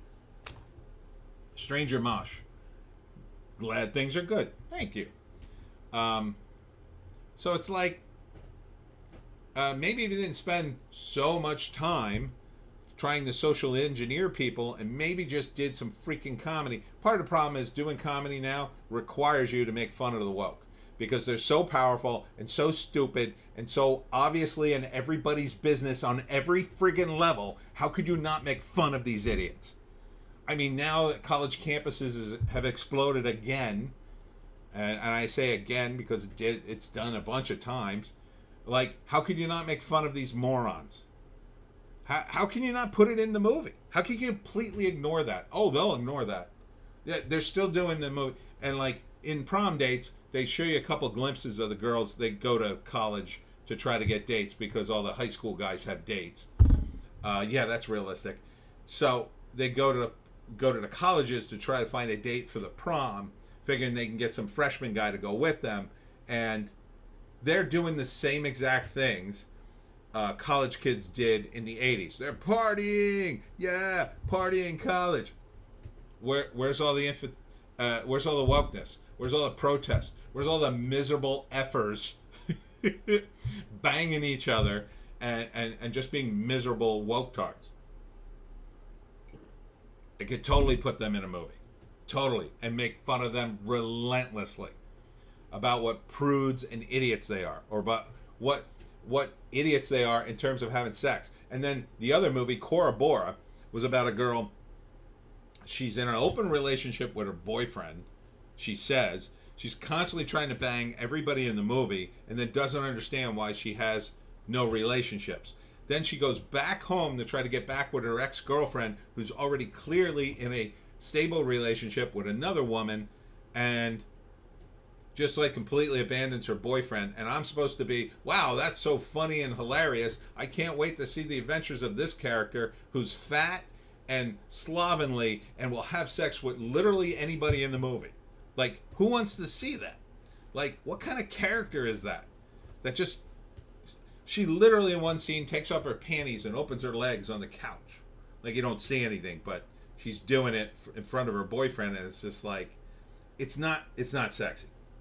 These people, they live in a world of their own, and they think they're funny and clever and nice, and none of those things apply.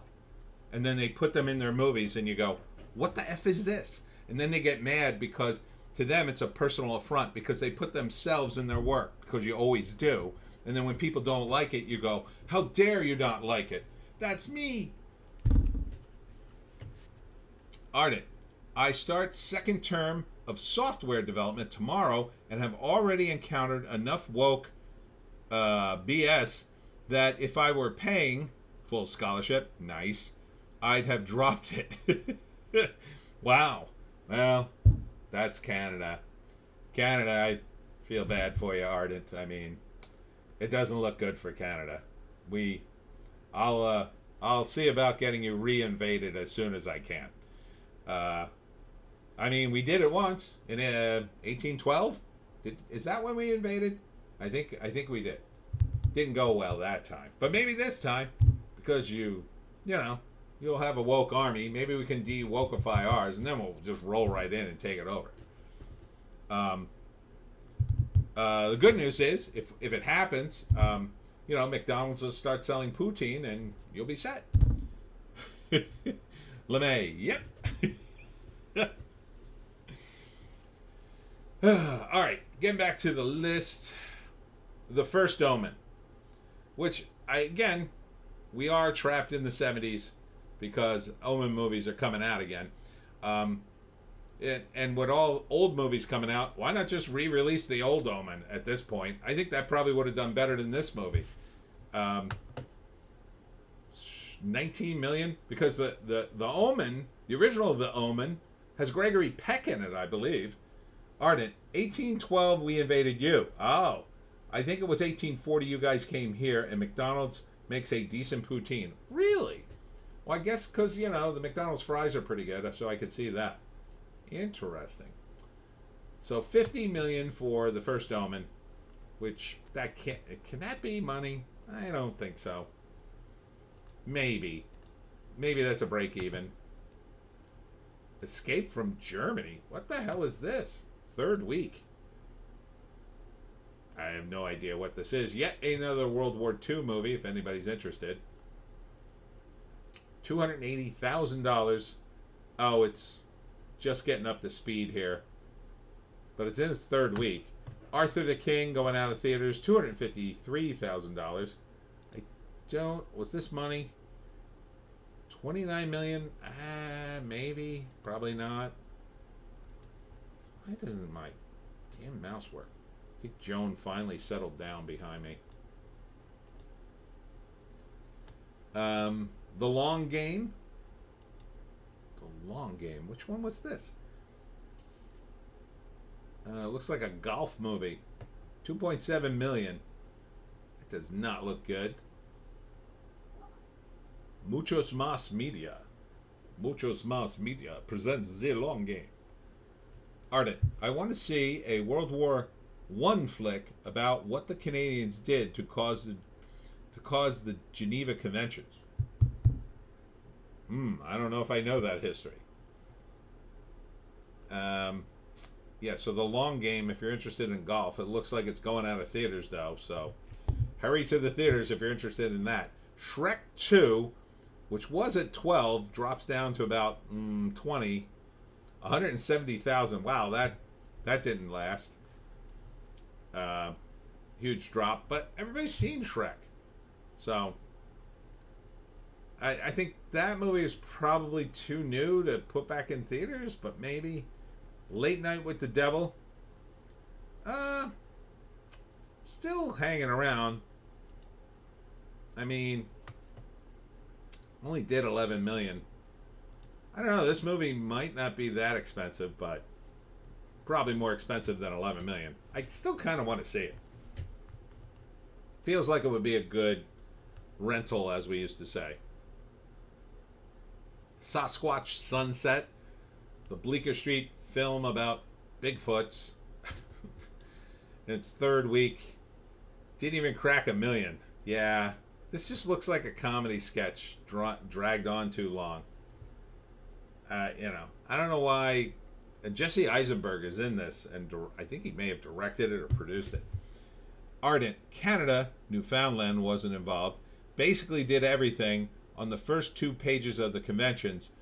It's not a war crime the first time. Oof. Well, don't worry. Now that Canadian government is communist, there's plenty more time for war crimes. But hopefully that all goes away in your next election. Yeah, so Sasquatch, I don't know why they greenlit this thing. The Beast, in its fourth week, kind of limping along to $500,000 maybe. Looks like a foreign film. La Chimera, $40,000. Did 2.2 mil. Again, probably not money. Although it's only in 57 theaters. It's only in 112 initially. So, One Life. This is going out of theaters from Bleecker Street. This did okay, I think. Yeah, 32 mil. It might be money. Immaculate from Neon. 19 mil. Maybe that's money. Stress Positions, which I talked about earlier. $63,000. There's no way this is money. LeMay, Prince of Egypt or Sinbad would be a better choice, maybe. Yes. Yes. Any 2D animated DreamWorks classic? Yeah. Yeah. Anything that, you know, I think Shrek 2 was too popular. Probably everybody's seen it and has a copy of it who liked it. I mean, it might be fun, I guess, for 1 week, but if they're gonna release like Shrek 2, if you're gonna release Shrek 2, there's a bunch of movies ahead of that you probably should have released already. Like, why not re-release, I don't know, Aladdin? That's not DreamWorks, but you know, some of the other hits. Like, re-release all your hits this summer. Flood the damn theaters with them. I mean, there's so many screens, you might as well. And premiering at the bottom, Humane. This is the Jay Barshanal movie, or Bouchanal, I can't say his name. $25,000. How many theaters is it in? Oh, it's only in 56 theaters. This is a weird movie where it's like a Twilight Zone episode, basically. The premise is, it's the future, or the not too distant future, and climate change is a big deal. So you can volunteer to kill yourself to save the climate, right? So the government will come and kill you, and I guess give you some money. Ardent Baruchel, Baruchel. Okay, yeah, that's him. Baruchel, the guy from This Is the End. He's in it, and another guy whose name I forget that I sort of know.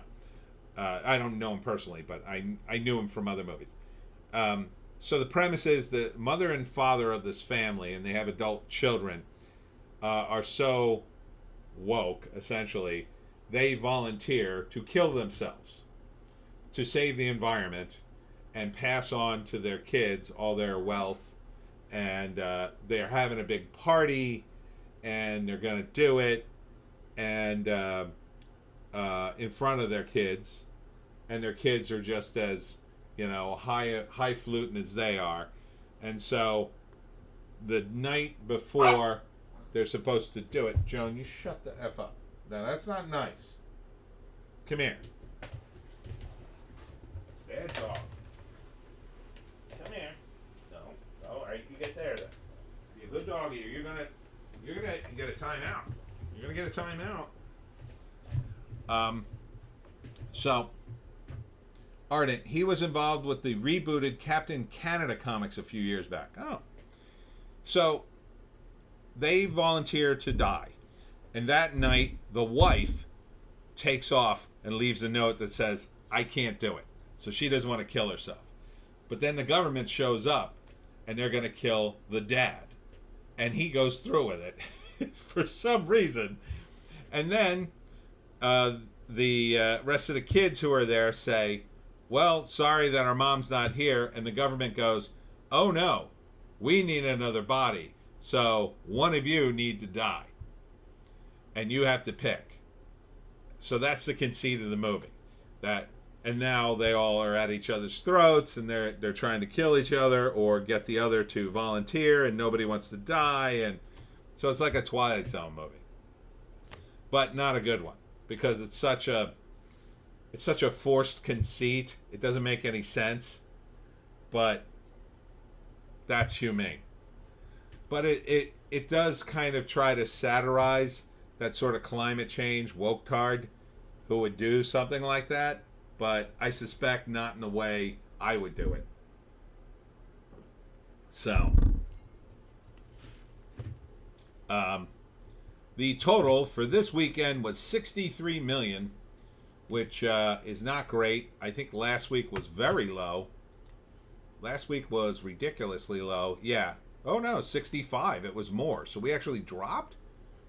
Holy crap. We actually dropped? 65. Yeah, 63. We actually dropped by 2 million. Yeah. So that's terrible. Don the Second. That sounds like a funny movie. It is not. It is 100% serious. It should be a comedy. Like, that would come off better as a dark comedy, I think, as they try to kill each other or, you know, poison each other or whatever. But no, it's 100% serious and satirical, kind of. So, too many dark movies. There should be a fun movie out, and there's no fun movies. I mean, look at this list. Again, like, what would I take a date to? I'm definitely not taking a date to Challengers. That would be... Yeah, I don't want to take my date to a movie where a chick gets railed by two dudes. It's just no. Unsung Hero, maybe if she's religious, but she's probably... If she's dating me, she ain't religious. Or she ain't being religious with me. Godzilla versus Kong, I would go see that, but yeah, my date probably no. Civil War, forget it. I'm not seeing that. Abigail, I would see that, but my date, probably not. Horror movie. Ministry of Ungentlemanly Warfare, maybe. Might be able to talk her into that. Kung Fu Panda, no. What are we, 6? Ghostbusters Frozen Empire, maybe. John the Second, that sounds like too serious of a plot not to be a dark comedy. I agree, it should be. It's the only way to make it work. Indie Phantom, yeah, directed by Cronenberg's daughter now. Humane. Nepo time. Yeah, Cronenberg's kids are like Cronenberg, I think. They're weird for weird's sake. But I will say that's the best plot out of all the Cronenbergs recently. Don the Second, I'm taking my date to Netflix and chill if you catch my drift. I do. Nice. Dune, if she's in the sci-fi, my date's not in the sci-fi, so no. And plus, you gotta see the first one. Boy Kills World, go F yourself, I'm not seeing that movie. Alien, I would see it again, but again, my date doesn't like sci-fi. Monkey Man, forget it. Anime, forget it. Maybe The Mummy. The First Omen, no. Escape from Germany, looks boring. Arthur the King, maybe. I mean, there's not a lot of movies here. It's like, why can't you just, like a comedy, if it was just a straight up comedy, like I would say, I would take my date to see Unfrosted. Why not? It'll be a fun movie. There's not going to be any political things in it. It's not going to be a sappy romance, so we can laugh and then go have coffee afterwards or whatever. A date movie is going to be, you know, if you're a teenager, it's going to be a horror movie. But if you're older, it's going to be a rom-com or some kind of comedy. Maybe you'll suffer through a romance for your date, but if you're both going to like it, a comedy is usually the way to go. Not a raunchy comedy. Don the Second, Hollywood is cooked. It certainly is. Jerry Seinfeld ain't kidding around when he says movies are dead. They're dead right now. These guys can't figure out how to make them anymore because they're so far removed from normal human beings. You know? They're too busy trying to change the world and living in that world. That's never going to happen, by the way. And they're all going to go back to the 70s. Again, it's all going to be about people who are broke, desperate, drug addict, alone, trying to make it through a world that's corrupt. That's what movies in the 70s were all about. Drugs, corruption, loneliness, all that stuff. Gritty stuff. We're all going back to that. It's going to be cool. But none of these current guys can direct any of that stuff. They're idiots. They're too busy trying to be so clever. And they have terrible writers. God, the writers are terrible now. Here it is. We're looking at Variety. Checking out the trades. Challenger scores first place finish. Yeah, here it is. They're about to rail this chick. Don the Second. It's not like games where you can just remake the old one with better visuals because it's about the story. 70s movies were so good. Yeah. Yeah, and they give you a little wind up too. Like, not too much, but like enough so you knew the characters. I mean, one of my favorite movies is Marathon Man. It's so good. Oh, it's so awesome. It sets up Dustin Hoffman. He's living in New York City, and he's a guy who wants to be a marathon runner, and he's training to be in a marathon, but he's living in New York City in like the early 80s, late 70s, and it's a S-hole, and he's got to worry about drugs and guys mugging him and stuff, and they call him the creep, like the guys who they sit on the stoop all day and they make fun of him, and he's just totally like trying to get through his life, but it sucks. And his brother is some kind of secret agent who's involved in something big, and his brother shows up one night, and they kind of go out. I don't want to give too much away, but basically something happens to his brother, and then everybody assumes that he told Dustin Hoffman the secret, and then the movie takes off from there. It's a friggin' brilliant movie. I highly recommend. Highly recommend. It was based on, William Goldman wrote it, and it's based on a newspaper article he read.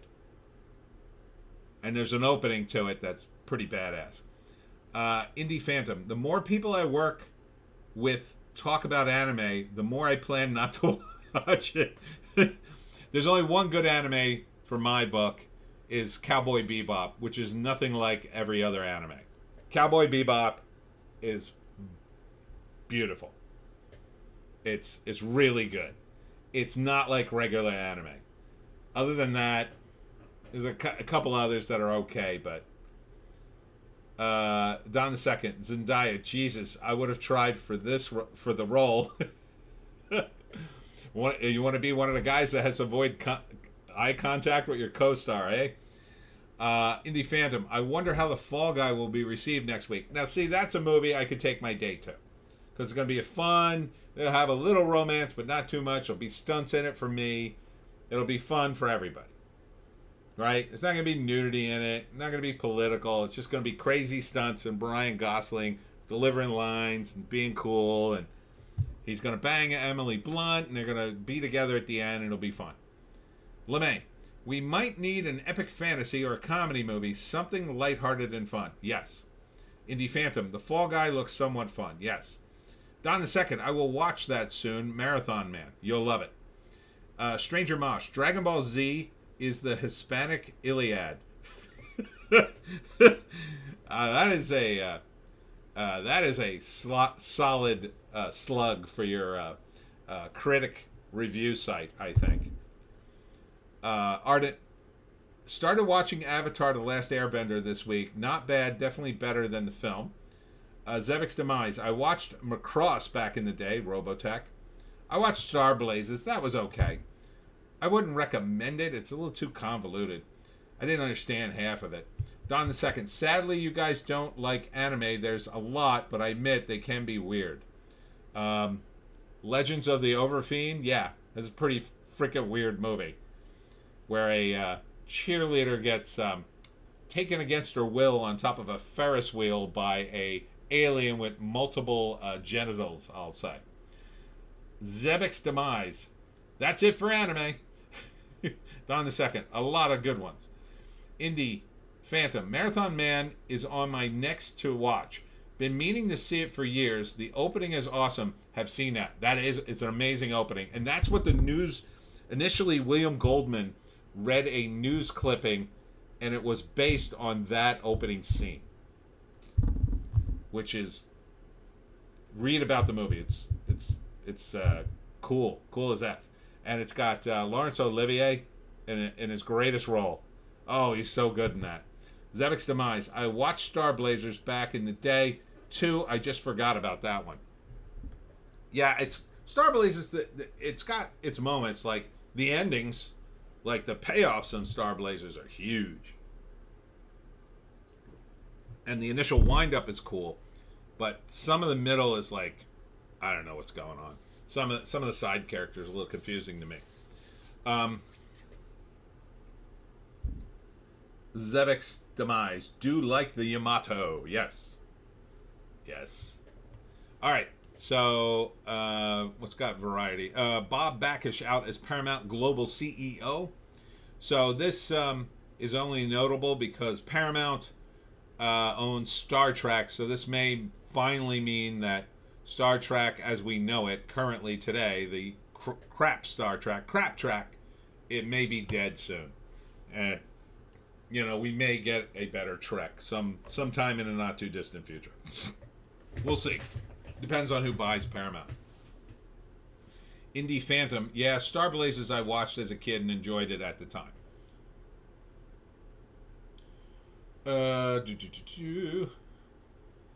Pauly Shore was up all night crying after Richard Simmons said, "I don't approve of the biopic. Thanks for meeting. Ask for meeting as you haven't even heard the pitch." Yeah, Pauly Shore is doing a Richard Simmons movies. Like, those of you who are younger may not remember Pauly Shore or remember him and think, that guy was in movies? Yes. In fact, Pauly Shore was like literally the biggest box office draw for a while. He was in everything. Like, there was a summer where like Pauly Shore was in like 3 big movies. Well, I mean, they didn't do well, but they were touted as big, and he was in them, and you were just like, God, how many more movies are they going to give this guy? And they gave him a lot of movies. I mean, he did a bunch. And then finally, mercifully, he sort of disappeared from the public eye when I guess he couldn't get arrested.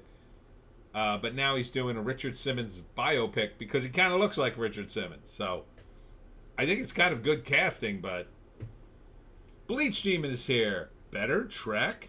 Yeah, I don't have any faith in that. Yeah, I have very little faith. But, I mean, that's the only chance it'll get better.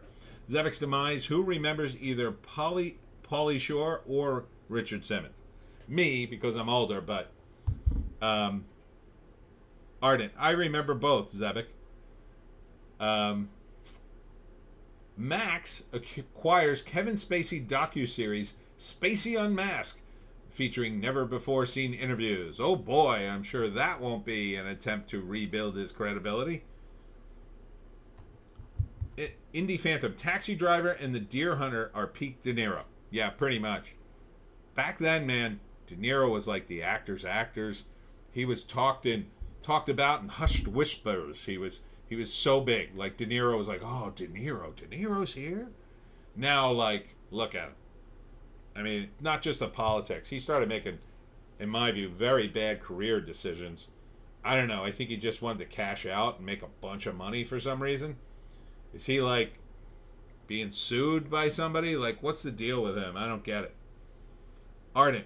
Was Star Blazers the one where the guy had a staff that grew out of his hands? Fuzzy childhood memory of beta tapes. No.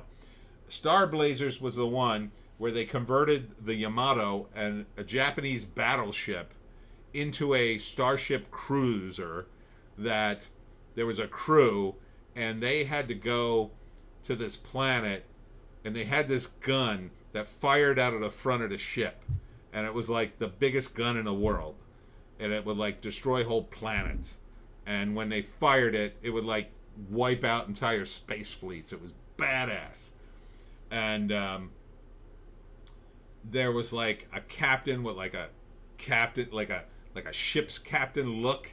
He was the captain, and then the rest of the guys were like in space outfits for some reason. And then there was all this little intrigue amongst the crew. There was one guy in love with an alien, and one guy in love with one of the other crew members, and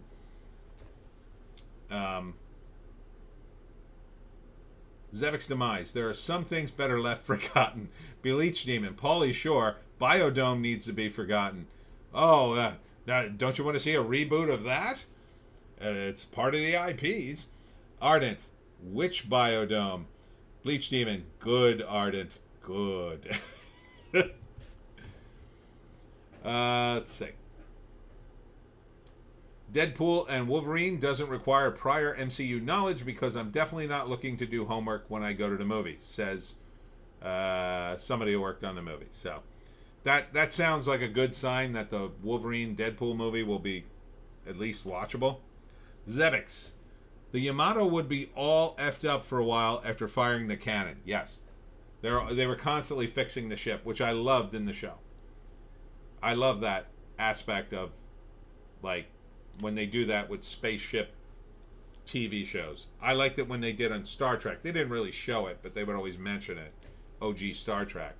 But they kind of would forget about that. Like, the ship that should have been falling apart, and I said this when me and my friends used to watch Voyager, which had a good premise but a terrible execution.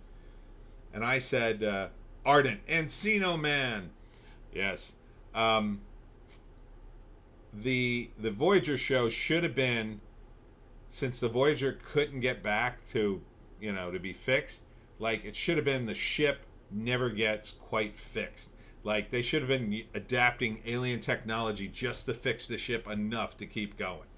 That would have been cool. So by the time, like, halfway through the series, the ship's, like, all messed up. It's, like, part, like, another alien ship and part... And they kind of did that, but they wouldn't do that to the outside of the ship, which kind of pissed me off. It's a terrible show, though, in my view. Ardent. Stormy says, hi, Bleach and Tony. She's bitter about aging. Had her birthday this week. Oh, how old is she? I'm gonna guess 22. There, now she likes me. White House Correspondents' Dinner sounded like it was a total nightmare, because comedian Colin Jost delivered a mixed bag of Trump zingers. Wow, when Variety says you delivered a mixed bag at the Correspondents' Dinner, you probably bombed your A off. Zebix, by the time Voyager gets back, it's a total rat rod. Yeah, that's what I wanted to see. I think that would have been cool. Like, the ship doesn't even work anymore, really. They have, like, a completely different engine. Bleach Demon, happy bidet, Stormy. Is that an autocorrect, or are you just making fun of her?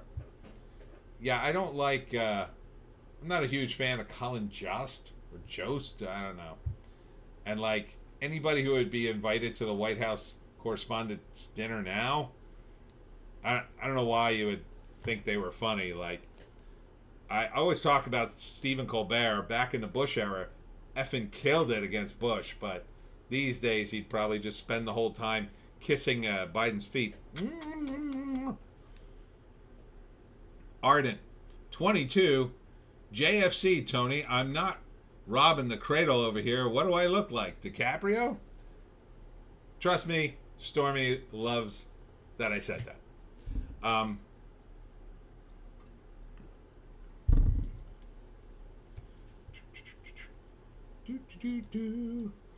All right. Anything else going on here? Not really. Nothing going on. Bleach Demon, always teasing Mrs. Ardent. She's a great lady. Ardent, she says she's okay to tell you she's 43. Oh, that's nice. That's nice. You're just a kid to me. All right, over at Fandom Pulse. Melanie Mack supports Groom's Stellar Blade 8-step plan. There's a big controversy with the Stellar Blade video game. That's the one where they took the hot model from South Korea and they traced her body, and she's the body for the character who's super hot and scantily clad, and all the woke tards got up in arms, and now they're going back and they're editing some of it, and now they're talking about fixing it. It's a whole, yet another woke tarded controversy. Ardent, she is something special. Incoming, by the way. Bleach Demon. Ardent, on the other hand, is a lousy lady. Stormy. Thank you, Tony. You're the best. Oh, thank you, Stormy. Don the Second. Stellar boobs. Yes. Ardent at Bleach. This is true. I would make one ugly woman. Yeah, so Stellar Blade, I mean, look, the woke tards attack video games pretty ferociously these days. Do what you can. Miami Sound Machine singer Gloria Estefan Broadway musical On Your Feet adapted for the big screen. I guess. There's going to be a dark adaptation of The Little Mermaid. I don't think we need that. I don't like those. I hate when they take like a nice story or a toy and make it evil. I think it's stupid. It's lazy. It was maybe, I don't know, 40 years ago it was kind of cool, but now I'm just like, bleh. Don the Second. Everything is R3TART. Woke-tarded at this point. I want to buy the game, but it's not for PC yet. LOL. Netflix gears up for animated comeback at Annecy International Animation Film Festival. Okay. I guess Netflix, will they be doing another season of Queer Force? Because we all know how much Netflix loved that. This was a big story this week. Former Marvel Comics artist John Malin detained by C2E2 security, and then he got back into the show. So, Stormy, thanks, Bleach. You're awesome to Ardent. You're awesome to Ardent is pretty much a woman. LOL. Oh, you're awesome too. Ardent is a pretty woman. Oh, sorry, I read that wrong. Bleach Demon. Dark adaptation of Little Mermaid. Didn't they already do that with Halle Berry? Oops.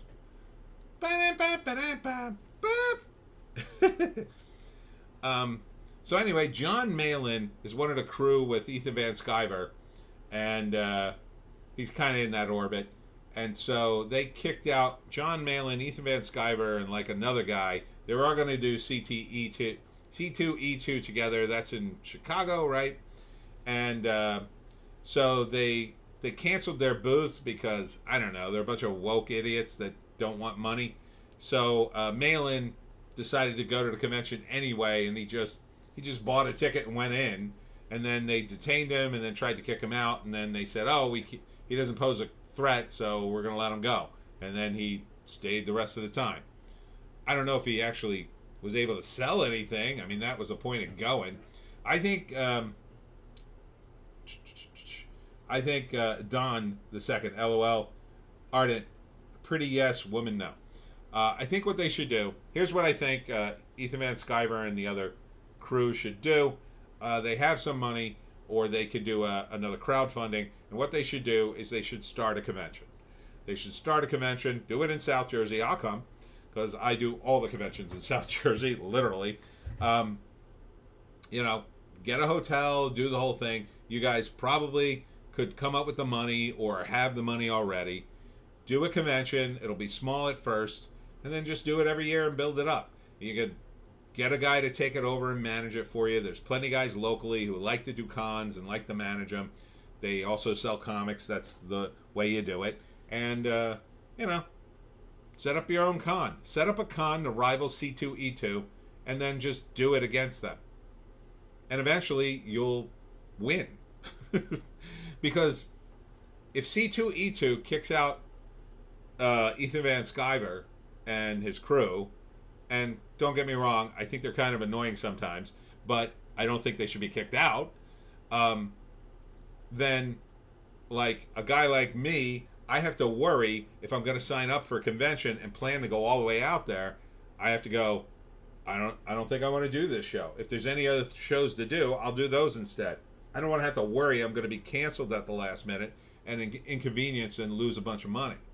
So I would just rather not do the show and avoid it entirely. And that's what's going to happen. You're going to have people not like Ethan Van Sciver, but people who are either partially like him, or even just, not particularly woke, going, I don't know, could they construe something I said online as something that Ethan Van Sciver said? If they can cancel him, they can cancel anybody. So people are going to just stop going. And already the Ethan Van Sciver fans and the fans around his other guys are probably already not going. So what are you doing? You're destroying your fan base. And it's just the first step. It's going to get worse. So until C2E2 comes out and says, oh, we made a mistake, or we apologize, please come and be our guest next year, why would you do their show? If there's even a chance they're just going to cancel you arbitrarily over nothing. So, and Malin called it a great victory to be detained by C2E2 security and then to be let in. I don't think it's a great victory. I just think, so what? They couldn't detain you. So what? You still lost money going there. What victory did you really gain by going there? I say don't go at all. Just, and encourage others not to go. Go after their guest, especially during the week they do their show. Do an anti-C2E2 show on the same exact weekend every year. And every year, in the wind-up to it, contact people who usually do that show and say, no, come to our show instead. Because our show won't cancel you. And you could start by inviting the people who are not like Ethan, or you invite the people who are like Ethan Van Sciver, you invite his crew, but then you start inviting other people. The problem, though, I think Ethan Van Sciver's crew has gotten too extreme in their views regarding other indie guys, and they've stirred the pot too much, so I don't think they could really do it unless they passed it off to another guy who could be more impartial about it and would be about business and not be about, well, I got to please all these masters.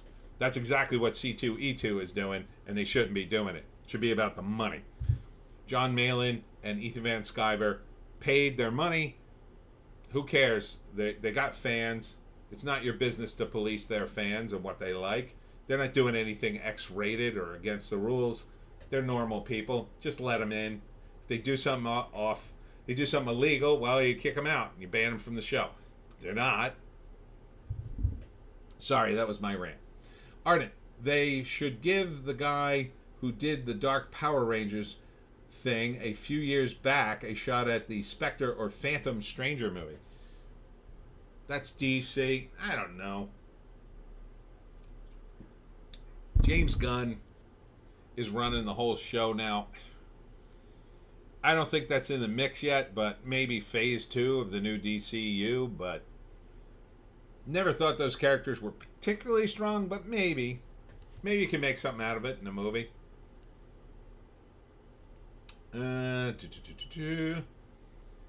BlizzCon is canceled, if you're into that.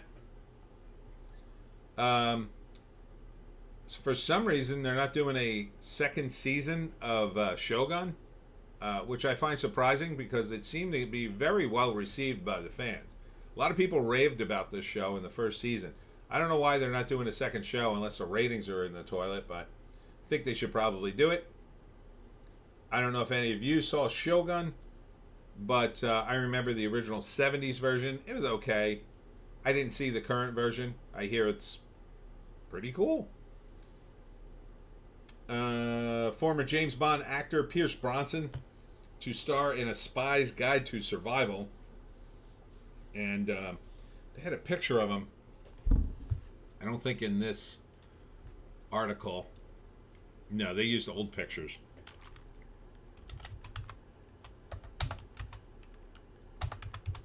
Let's see. Bronson, A Spy's Guide to Survival. I think they had a picture of him in the movie. No, I guess not. Not yet. There's a picture of him in one of his latest movies. I think it's this one, where he looks super old. Like, on purpose. Oh, here it is. So, I think this is Pierce Bronson. Yeah, he looks totally different in that, right? It looks like they stripped off all his makeup, but really they had to add some on to make him look this old. Because let me show you current Pierce. See, that's current Pierce. And old Pierce. So current Pierce looks really good. I mean, old Pierce, you don't have to do much, right? You shave off his head and give him a hairpiece, all white. And I think he's got different teeth. Yeah, he's got different teeth. So, Arden, Shogun was the one with John Wayne as a Japanese guy. No, not the one I saw. That was the one I saw was in the 70s. Forget the actor that was in it. No, you're thinking of a different one. Let's see. I'll look it up on the IMDb. See, oh, it was 1980. It was this guy. What's his face? Richard Chamberlain. Remember him? He's an old school guy. Back in the 80s. He was in a bunch of action-oriented stuff. I think this is the thing that made him famous. And then he was in a bunch of, like, Indiana Jones knockoff movies that didn't do well. Ardent. Pierce Bronson looked pretty okay in The Foreigner with Jackie Chan. Yeah, and he looked good in The Outlaws with Adam Devine, which was pretty good, I have to say. The Outlaws is pretty funny. The premise is it's Pierce Bronson and Ellen Barkin are the parents of a girl that Adam Devine is marrying, who he's totally in love with her, and he's a bank manager, and it turns out his in-laws rob banks, and then they get him drunk because he meets them for the first time, and he's marrying their daughter, and then he gets drunk and they rob his bank, and he kind of figures out that they robbed his bank, but then the reason they robbed the bank is they owe money to this guy, and then they kidnap the daughter, and then tell Pierce Bronson and Ellen Barkin they have to give him more money. So then Adam has to help them rob banks, and he's an idiot, and it's pretty funny. Ardent, old, yes, very old. Oh, and then the other big story was Nakuti Gatwa continuing to destroy Doctor Who, which we talked a little about. He basically told fans not to watch. Go outside, touch grass. Way ahead of you, Nakuti Gatwa. Way ahead of you. These people, they let the star of their show say stuff like this, and then they go on Twitter and say, oh, please watch the new Doctor Who. It's going to be great. And you're just... And all the responses on Twitter were like, go F yourself. Your star told us not to watch it. Like, why wouldn't you pull him aside and say, hey, idiot, don't tell people not to watch the show. Tell people to watch the show. Tell people to give it a chance. Be humble. No. Anyhow. Don't want to talk about Doctor Who. Let's see. Bleach Demon. When twerking happens, in a show, it's done. Yes. Yeah, he suggested in an interview that if Doctor Who twerked just right, he'd kill one of his opponents or something. Or he had to solve a problem by twerking. This is the dumbest suggestion in the history of suggestions. Dude, if you want to twerk, go to a gay club and twerk, I guess, but you're in Doctor Who, you're supposed to be entertaining. No one wants to see you twerk. I mean, I guess a handful of straight women who are attracted to gay guys, maybe, or a handful of gay guys, maybe, but that's not Doctor Who. So stop. Shut up. Go away. Quit. Stop acting it. I would never see anything that he would be in. Like, that's the other thing too. You have these actors who have said, like Brie Larson, and I've been seeing a lot of hot photos of her recently, and she is hot. Like, some of the pictures were like, whoa, why didn't we see this Captain Marvel with her cans? But, like, I would never see a movie she'd make. Ever.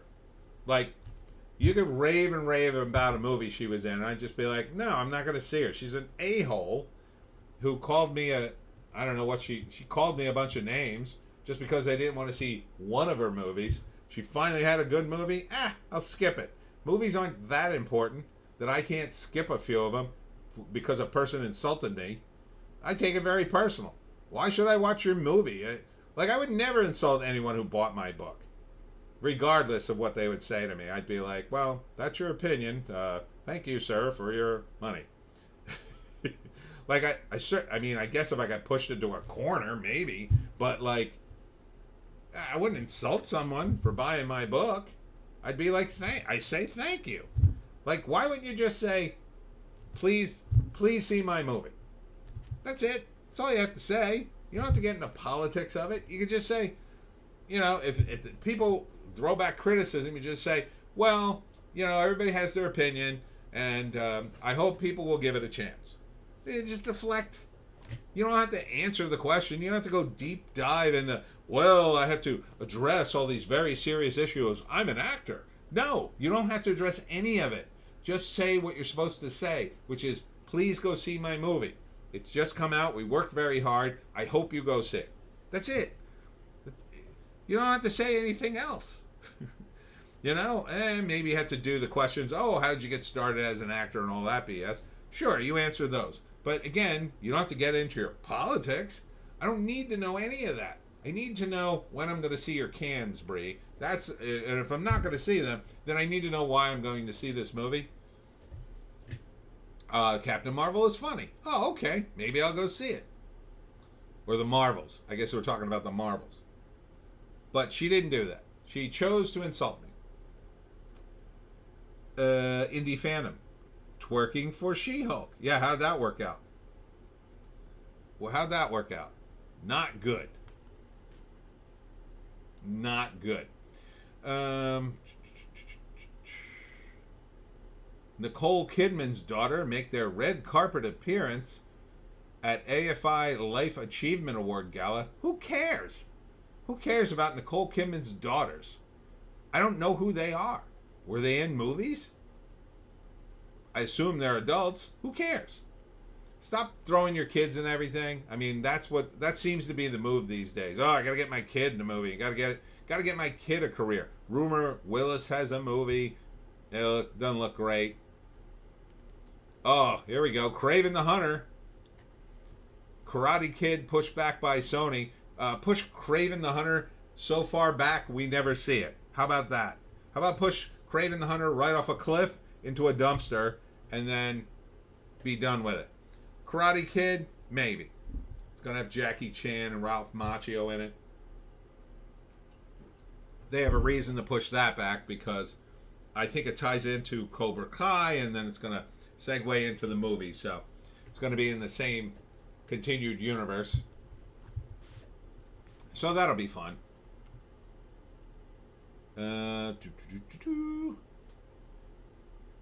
Indie Phantom. Who cares about Kidman at this point? Yeah.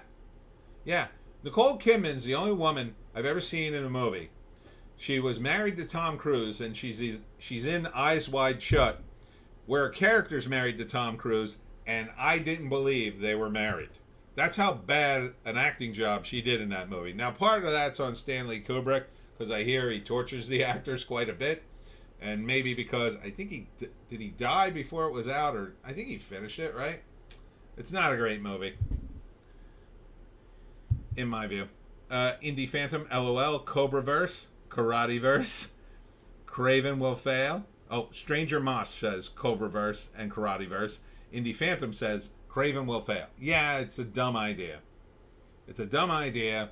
Unless you were going to make it and then go right into a Spider-Man movie where he fights Spider-Man, then maybe. But again, that could work in the situation I said with the Pineys, where you're like, making a bunch of movies all at once, right? You see Craven, and 2 months later you see Craven versus Spider-Man. Then you see, I don't know, Madam Web, and then 2 months later you see Madam Web versus Spider-Man. And then you see Scorpion movie, and then 2 months later you see Scorpion versus Spider-Man, and then you've seen 6 movies, and that's it for the year on Spider-Man, and then they do something for next year. Like, that could work. But, you know, you're going to see a Craven movie, no one's going to go see it, and then, you know, it's going to be, I don't know how many years for the next Spider-Man movie comes out. Maybe if you'd put Craven in a Spider-Man movie first, and he fights Spider-Man, and it's an awesome movie, and then, like, the character's so interesting, they hint at other things he's done or could do, and then maybe, probably not, but at least you would have established the character. You're trying to make us, like, believe that Craven is so interesting. These Hollywood guys don't understand comics. Ardent, Jaden Smith isn't fit to hold Ralph Macchio's guitar pick from Crossroads. That was a damn good movie. Stranger Mosh, these Sony Spider-Man side character movies must be a tax evasion scheme. Someone's laundering millions with these movies. I swear, Venom, Morbius, Madam Web, Craven, too many for them not to be. Well, they bought, the Sony got a catalog of Spider-Man characters, and they're trying to exploit them to make money, and they want to start a franchise, another franchise other than Spider-Man. They refuse to admit to themselves the only character people really interested about is Spider-Man. Like, there were a couple of side characters in Spider-Man that maybe you could do it, but they would have to be heroes, right? So I think there's a character called the Tarantula, who was a side character, who was kind of a hero in Spider-Man, if I'm remembering correctly. Or was he a villain? I don't remember. But there was a couple of guys who maybe weren't totally villains, but they're very obscure. They weren't popular. They kind of came and went in the Spider-Man universe. So, Ardent, wait, you guys didn't love Morbius? Oh, it's Morbin time. It's Morbin time. It's Craven time. I thought Venom was okay, the first one. I hear the second one's like unwatchable. I think the first one got re-edited though. I think the first one, there was a good movie in the original edit, and then they turned it into an okay movie. Ardent, Tarantula was an assassin, I think. Oh, maybe it's a different guy. But there were some Spider-Man team-ups that maybe Sony has access to. I don't know. But if they don't have access to them, their only hope is to do Miles Morales live action. That's the only other character they'd have. You know? And Marvel seems to be trying to develop Jackpot, which is such a bad idea, which is Mary Jane as a superhero.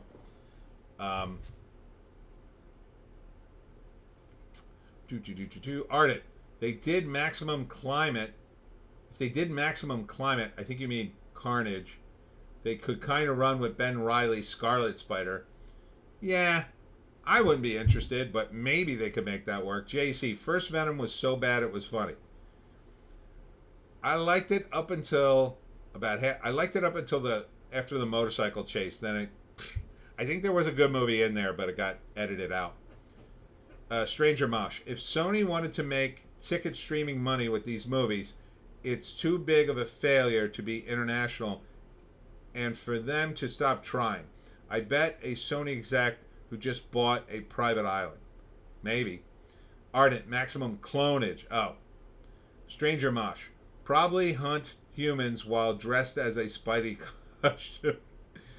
Ardent, best Venom was with Ryan Quanten, done by the same guy from the Dark Power Rangers.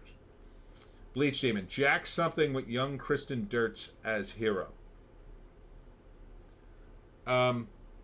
Yeah, what they ought to do is maybe, if they were going to do a bunch of side characters, what they should do is tee up the Sinister Six, maybe, right? You put a bunch of the Spider-Man villains in it, and he's not in it, but maybe it's like a heist movie, and they steal a bunch of stuff. That would be kind of cool. You can maybe get behind that, a heist movie, and like Michael Keaton would be the lead as the Vulture, and they form the Sinister Six to rob this place so they can, and then you tee up the Spider-Man movie where he fights them all. Like, so the one movie is how they got all the money and technology that they then have in the next movie to kill Spider-Man. And then the end of the movie is, okay, boss, we did it. We stole all the technology and the money. Now what? He goes, oh, isn't it obvious? We killed Spider-Man. And that's the end of the movie. Oh, man, what a setup would that be? Who wouldn't pay to see that? I would see that. And then maybe you put Tom Holland just at the end in a quick cameo. Like, you know, just at the very tail end of the movie. Ian Bowen teases Yellowstone will have the best series finale in history. I've heard a lot of good things about Yellowstone recently. My friend started watching it. He's an actor. He loves it. He said it was really good, so he kind of avoided it, but now he's really into it.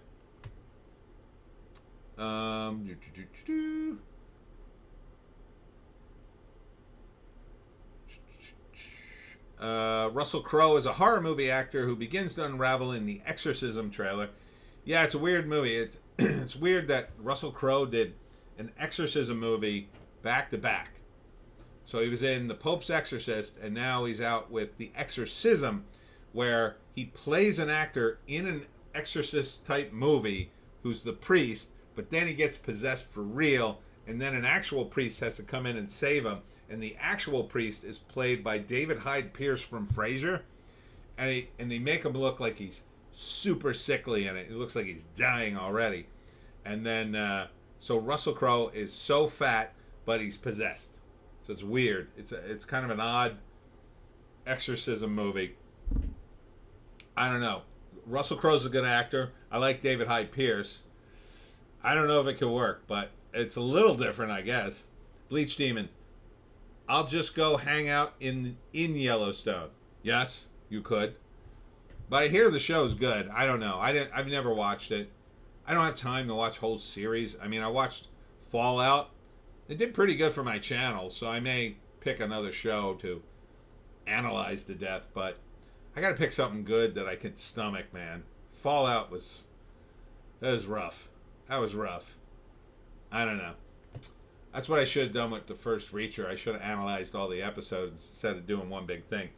But, oh well. Bounding in the comics, Disney and other studios with streaming platforms work with Congress to crack down on piracy, arousing free speech concerns and ignoring the real problem. No surprise there. Congress is going to pass something that doesn't actually solve the problem, but ruins our freedom and then probably gets us fined and thrown in jail for doing something as stupid as pirating a movie? Yeah. Why is Carl in the picture, though? It's weird. I mean, Carl would pirate movies, I guess, but it's weird that they chose that still when they're talking about Disney and other studios.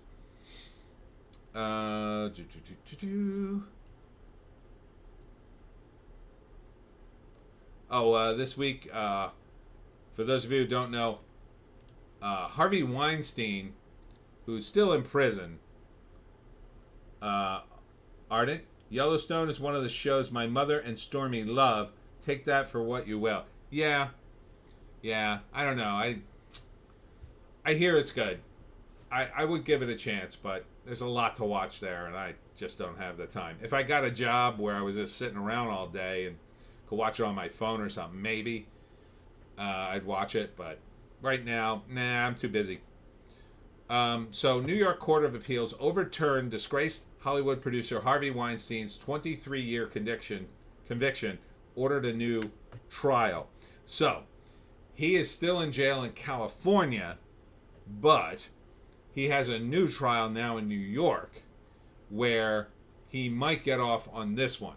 The rumor is also true that, or is the rumor happened that they say because of this overturning, it may lead him to get a new trial in the California case as well.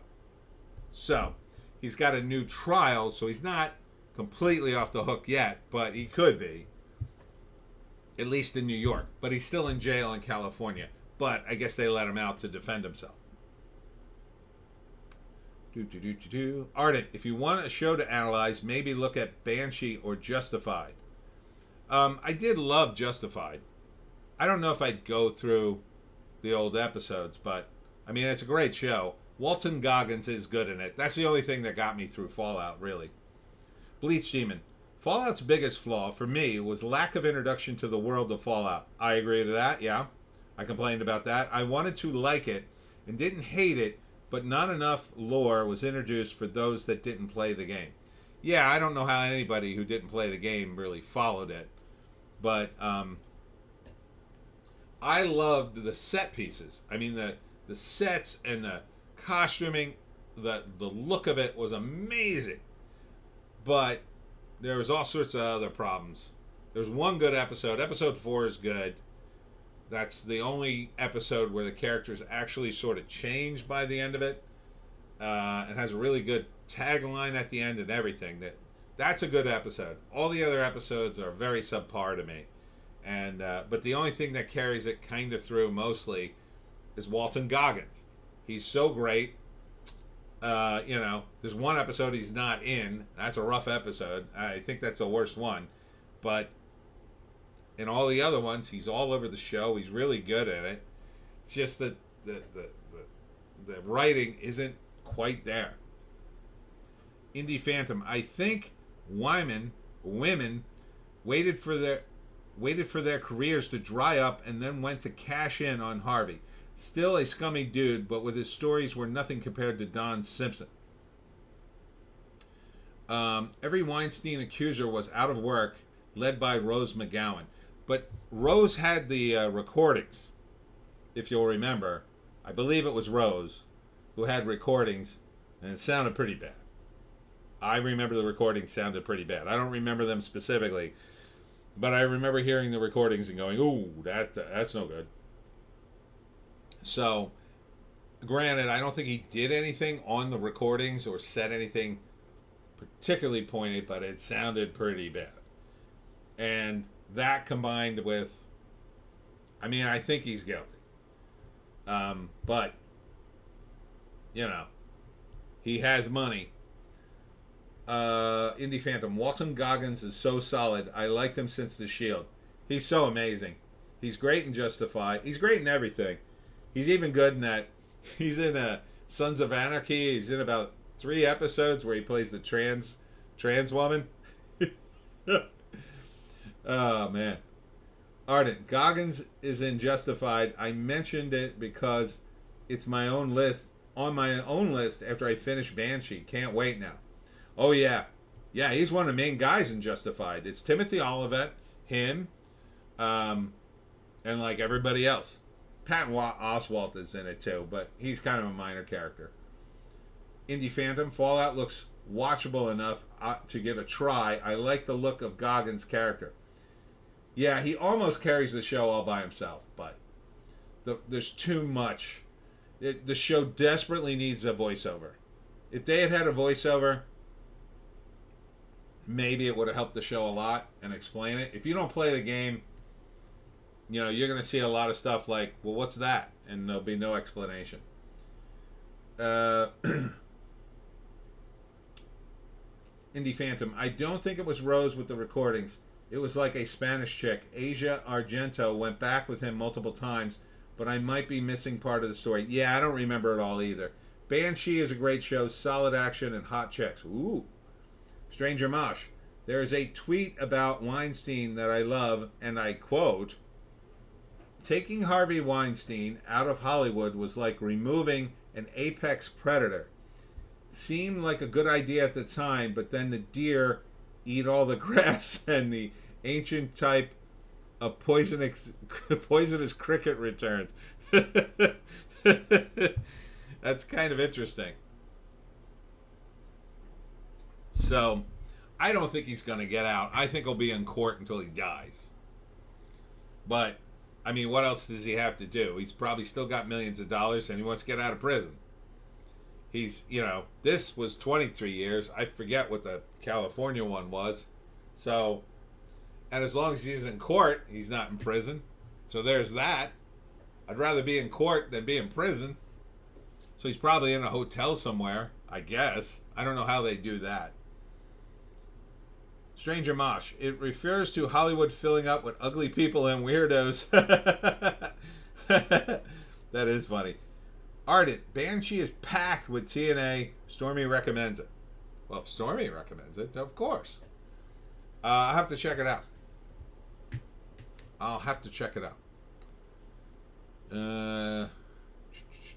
Okay, that was last week. All right, Deadline. More on the what's the name? The White House Correspondent Dinner. Indie Phantom. It's funny because I rewatched Pulp Fiction last week. One thing is you can't escape seeing Harvey's name in a boatload of great movies from the 90s and some damn woke ones. Yep. Yeah, he had his name on a lot of things. He was a powerful guy. He was one of those powerful guys in Hollywood. But, that makes you a target too. And, I mean, I think he's guilty, but it is possible that other guys around him helped to take him down in their own way. And use their influence to push the cops closer and closer to getting him. Partly because he was probably so out of control. God knows about the victims we don't know about who, disappeared and God knows what happened to them or whatever. Or just say, I got a career now. I don't want anybody to know what happened. It's like, so some of his rivals may have pushed the cops and helped this along, but I do think he's guilty. I mean, Rose McGowan sounds, she sounds pretty traumatized, number one, but she does sound sincere, I will say. Indie Phantom. Yeah, the chick on Banshee who was the Mormon sex maniac. Awesome. Ardent. Rebecca. Amish. Yes, Ardent, says Indie Phantom. Oh, okay. So Zendaya was in the music. Yeah, it says Zendaya is open to return to music if the timing was right. Yeah, I guess she wasn't very successful in music. I guess she's more successful as an actress. Indie Phantom. She was also naked in a season.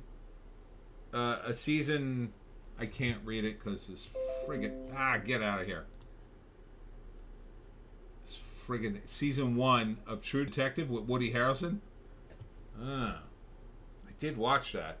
I'm trying to remember the naked chick in it though. That's a good season. I like the first one. Rose grew up in some insane sex cult. Harvey was the least of his problems, says JEC. No, maybe. All right. There's Nicole Kidman. She looks good, though. I'll say Nicole Kidman looks good. White House Correspondents' Weekend saw a surreal mix of celebrity and power players and a backdrop of protest and disruption. There were some pretty insane protests during the White House Correspondents' Dinner. I'm perfectly fine with that protest for them. If anybody deserves protest, it's Joe Biden. Okay? And whether you agree with the Intifa or whatever it's called, these idiot college students or not, they should be targeting the guy in charge, not their college. Like, leave the college alone. Leave the college out of it. Go to the White House. Protest there. Indie Phantom. Yeah, the name Zendaya just makes me think silly pop star. Ardent makes me rage about ginger erasure. Ooh, gingers and their erasure.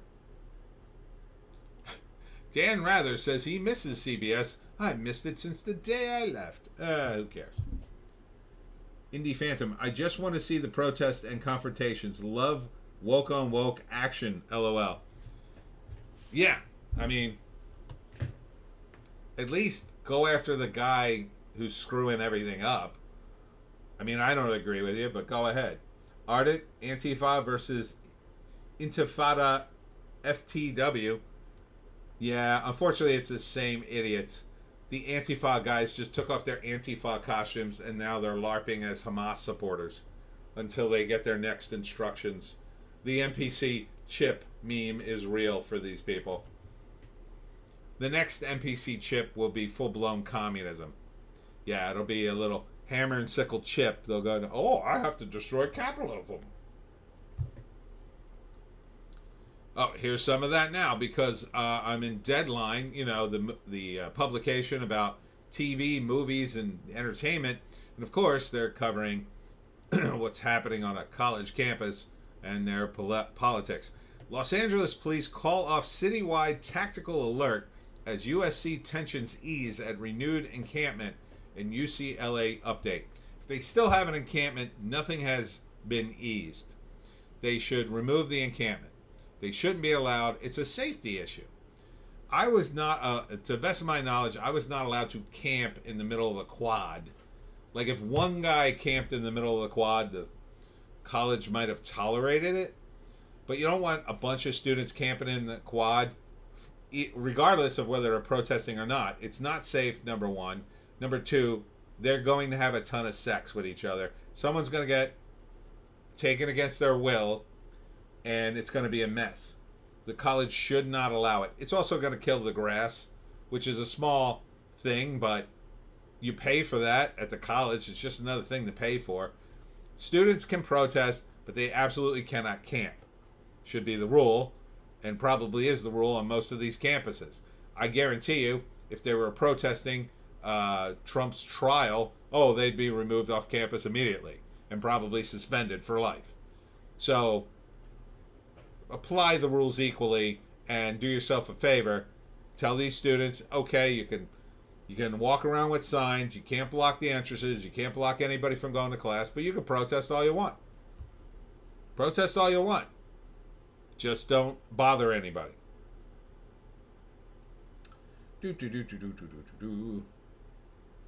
JC, they're going to get themselves canceled. Who do they think was promoting their post when they were sounding off about BLM BS? These kids are out there still wearing masks. None of them are effing. Oh, they're effing. I would bet money some of them are. But that's again, you just don't want these kids camping in the middle of the quad. That's not what it's for. And some of these kids have actually said in interviews, I need to know more. You know, they keep asking them, well, what are you protesting? And they don't have an answer. And then they always say, well, I need to know more. Well, that's weird. If only you could go to an institution, say a school of some sort, where you pay thousands of dollars and live in a dorm and study instead of sitting out in the grass protesting something you don't understand. If only that institution existed. Oh, wait a minute. Your parents are paying for that. You're in it right now, and yet you're out here bothering everybody. By the way, look up Alex Stein because he disrupted a protest, I think it's in Texas, for Queers for Palestine. And he's nuts, Alex Stein. So he went up to the, I guess it's Queers for Palestine or Trans for Palestine, and basically asked them, why are you protesting for Palestine when in Palestine they don't respect the LGBTQIA2S plus community or the trans community? And then they attacked him. So it's pretty funny. Bleach Demon, killing the grass? How dare they? Greta, probably. Well, you pay for that. The groundskeepers aren't free. Indie Phantom, sorry, Dan Rather, nobody misses you. Yes. What's a frequency, Kenneth? Ardent, they're effing wheat-hearted. Oh, weak-hearted, I think you meant to say. JC, the guys are afraid to approach the girls. They're afraid to breathe freely. Some of them. Some of them. But some of those girls are horny. I promise you. One of them will call in one of those hotter guys, and one of those guys is just banging chicks all day long. I guarantee you. The one semi-alpha guy in the group is like, oh yeah, I'm banging all these chicks. And he is the most committed, at least according to these girls, he's the most committed to Palestine, and he's wearing the thing, and he's, oh yeah, I just fought with this cop. You know how it goes. You just put on the front, and the girls come running. You got to put on the right front, though, for the right crowd of girls.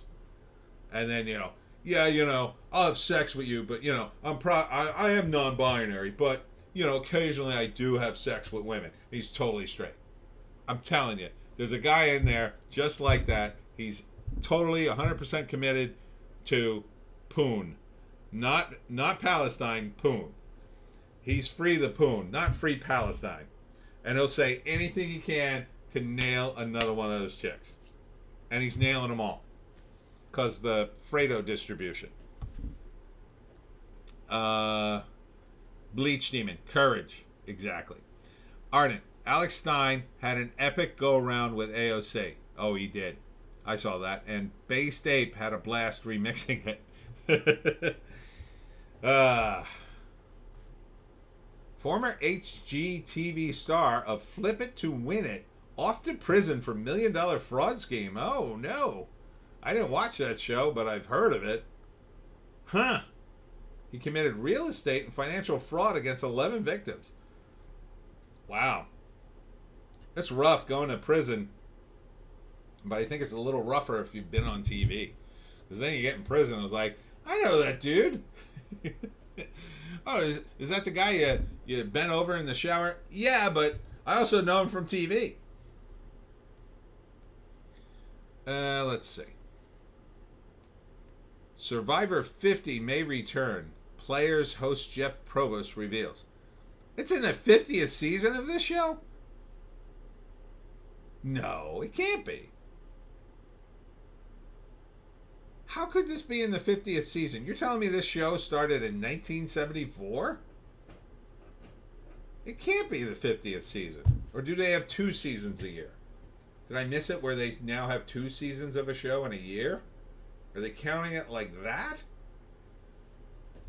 That's weird.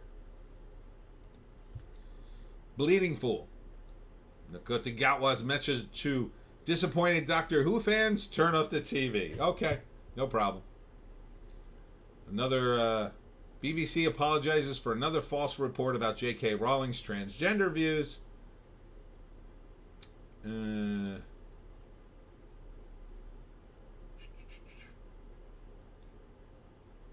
JC, they do like 3 a year. Oh, that's why. But why would you call that a season? It's weird. Bleach Demon. When will Kenneth ever tell us the frequency? We must know. I know. Never, apparently. JC, it's been around since like 1999. 2 seasons checks out. So so 2 seasons a year, I guess they call it.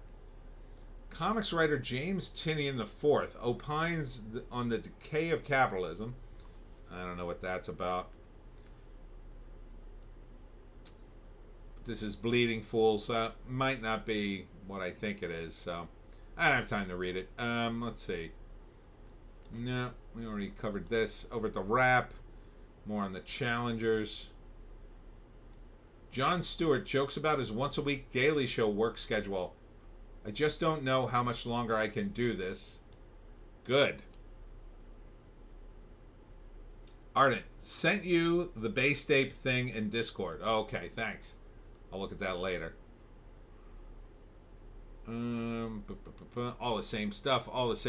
Morgan Freeman honors Nicole Kidman by spoofing her AMC Heartbreak Feels Good in a Place Like This ads.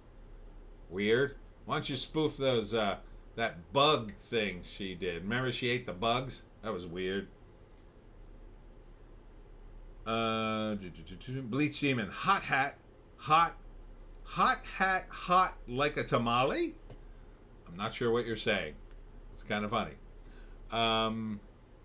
Avengers versus X-Men happening, says rumor. Okay. But you wouldn't have all the X-Men, so... I mean, you wouldn't have all the Avengers. You wouldn't have Captain America. Come on. Come on. You're not going to have the real Cap. You're going to have Falcon Cap. Not the same. Not going to have her. So, like, I don't think that's a thing. Ardent, I don't care about Ken and the frequency any more than I do about those GD shiny happy people. Our references are going off on their own. There were interesting cuts in the Kidman bug thing. Yeah, the whole thing was weird to me. Still, X-Men 97 still missing from Nielsen ratings. Kids aren't watching. It's on... How could they watch? Unless you have Disney Plus, you can't watch it. That kills half your audience or more. No one's watching it. It got bad buzz. Ardent at Bleach Demon. A joke for another time. Indie Phantom. Avengers versus X-Men equal no consequences. One of the big problems I have with superheroes. Yeah, they'll all be friends at the end, I guess.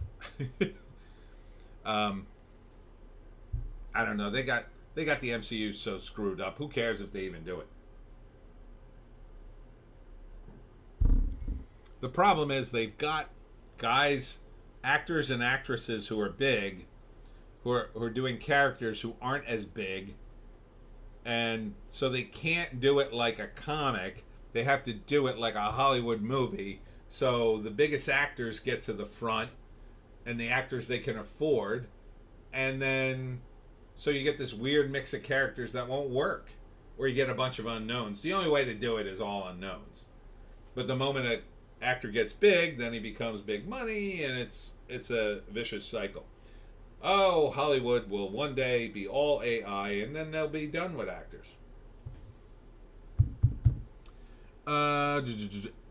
Bleach Demon, LOL at Ardent, so Saturday. Ardent, yepper. Wesley Snipes' Blade rumored for MCU return. I've always said Wesley could do it. He's not that old. He could buff up. They could put him in the armor. He'd look fine. He'd look absolutely close enough to Blade. Yeah, he'd look a little older, but I want to see Wesley. I don't want to see the new guy. But I think this rumor is just for like Secret Wars. I think they're going to bring him back for like one big scene, and then it'll be fun, and that'll be it. Indie Phantom, I think the female Silver Surfer will solve the MCU issues. Hilarious. Ardent LOL. Oh, bad news, everybody who follows the MCU. Photon series canceled because of the Marvel's failure. I know you were looking forward to that. Snipes is Blade. He certainly is. Yeah, the comic character wasn't even that great until he made the movies. Ardent, just don't kill him off in favor of his daughter. Yes. Like, I could see him being in Secret Wars. They give him a cameo, and fans love it. And then he's like back in his own universe, and then we focus on, you know, Mashashira Ali, or maybe, you know, they do a movie in which Blade is horribly injured and then goes into a bloodbath and it regenerates him, and then it's Mashashira Ali, if I'm saying his name correctly. Ardent, oh no, not what? Who? Yeah, Photon. She was the original Captain Marvel. Monica Rambeau. She was the Black Captain Marvel back in the 80s. She was in the Avengers when I was reading it. They could have started with her, and they would have had your black female empowered character, and some insane reason they thought, oh no, let's go with the crazy blonde woman who will yell at the fans and insult them. The actress who plays Monica Rambeau didn't seem that way, but who knows. Bleach Demon. Snipes is one of those semi lost 90s actors. Well, he didn't pay his taxes. He got into a lot of trouble. Avengers 5's rumors say smaller team will be used. Oh, that's good. Look at who they put in the thumbnail. Doctor Strange and Echo. It's going to be Doctor Strange and a bunch of women. They might as well call it Doctor Strange and the women, because that's what Avengers 5 is going to be. It's going to be like Doctor Strange, Echo. Nobody wants to see the female, deaf Hawkeye, and then like the dime store Black Widow, the dime store Taskmaster. There's going to be all these characters nobody cares about, I think. Ardent, Monica Rambeau was a decent Captain Marvel after Carol Danvers. She wasn't after Carol Danvers, though, in the comics. She was before. It was the original Captain Marvel who died. Then it was Carol Daniels was Ms. Marvel. It was a different character. Then it was Monica Rambeau as Captain Marvel in the 80s. Then she didn't die, but she like retired or something. And then at some point they brought back Carol Danvers from the dead and screwed up everything. George Lucas rumored for Star Wars return. No one cares, I think. I don't think anybody cares about Star Wars now. Even if they brought back Lucas, I don't think he could save it. He's the guy who started ruining it, in my view. So, but that's the big rumor this week. He's too old. And he supposedly supported Iger. I mean, he definitely supported him with his votes in the big mix-up. How can you support a guy like Iger after what he did to your creation? The only thing I can think of, and a few people have speculated similarly, is that Iger said to him, I need your votes, the stock votes, like, you know, you vote when you have stock. So to save my job, I need your votes. What do you want? And then maybe Lucas said, well, I want to come back and fix Star Wars or whatever. You got to let me like come back and be in charge again. And maybe Iger said yes out of desperation. But who knows? I don't know. I don't care about it now. Ardent, Star Wars is dead. Leave it for a couple of decades. Exactly. At best. Even then, I'd say just leave it. Just go on to something new. Let's just have a whole bunch of new movies for a while. A whole bunch of new ones. And they're going to hit that sweet spot. At some point, Hollywood will be no sequels. Or no old stuff. No IPs. We're done with IPs. We want only new stuff. They will at some point. Indie Phantom. Lucas literally had to be held up by Kathleen Kennedy at Cannes. He was too old to walk. Not really fit to direct a thing. Probably. He's got to be late 70s at this point. But you look at Clint Eastwood. But Clint Eastwood was always in shape, so for the most part. Yeah, I don't think he ever got fat. I mean, Lucas is fat in that picture. If he didn't have that beard, he'd just be Neck. It would be George Lucas Neck. Directed by George Lucas's Neck. Excuse me, Neck? Yes? What? Should I deliver the line like this or like this? Oh, like that. Thank you, Neck. All right. It's time. I'm starting to lose my voice, so I got to wrap up and take a break. And it's been 3 hours. Whew. 3 hours, Joan. Finally, you get what's coming to you. A punch in the face. Now, we're going to take you on a nice WALK. Yes, we are. Yes, we are. We're going to go outside. So, final thoughts. Ardent. Imagine being too old to enjoy Billions. Sounds like a special hell. Bleach Demon. Just burn Star Wars. Yeah, I'm done with it. I mean, I'm 58 years old. I don't have time for crap movie. Like, I don't have time for bad ice cream. I've told this before. Like, now, when I eat ice cream, I want it to be the best ice cream ever. And I had it today. Royal Crown ice cream. It's the best ice cream. I would crawl on my hands and knees through broken glass to have more Royal Crown ice cream. So, why am I going to go to Friendly's? Why am I going to go to Friendly's? Zivic's demise. Run, Joan, run. She'll be running. She'll be running shortly. She looks tired, but trust me, she'll perk right up when I say WALK IES. Oh, she'll perk right up. Um, so, yeah, I mean, I don't know. I got to have a good movie. I don't want to waste my time with a movie. It's okay. Like the current Ghostbuster movie. It sounds okay. I don't want to waste my time with that. That's almost worse than a bad movie for me. At least a bad movie, I can make a video about it and complain about it and get a good video out of it. Like a movie that's just okay, it makes a bad video, right? When I look at a just okay trailer, I go, well, it could be good. It kind of looks good here. It doesn't look good there. Like, I don't like that wishy-washy, I want something solid or something, at least go in a direction. Ardent, thoughts about the next trend, assuming it isn't new stuff? Think they'll go back to westerns or vampires, or westerns are definitely on the plate because you've got the success of Yellowstone, and you've got Kevin Costner. We're coming out with 2 new westerns, big epic western, part 1 and 2. So that's definitely going to be a thing. Video games, definitely a trend. Definitely continuing. That's been successful. There's too much money. Unfortunately, any toy. Barbie was so successful, they're now developing the Monopoly movie.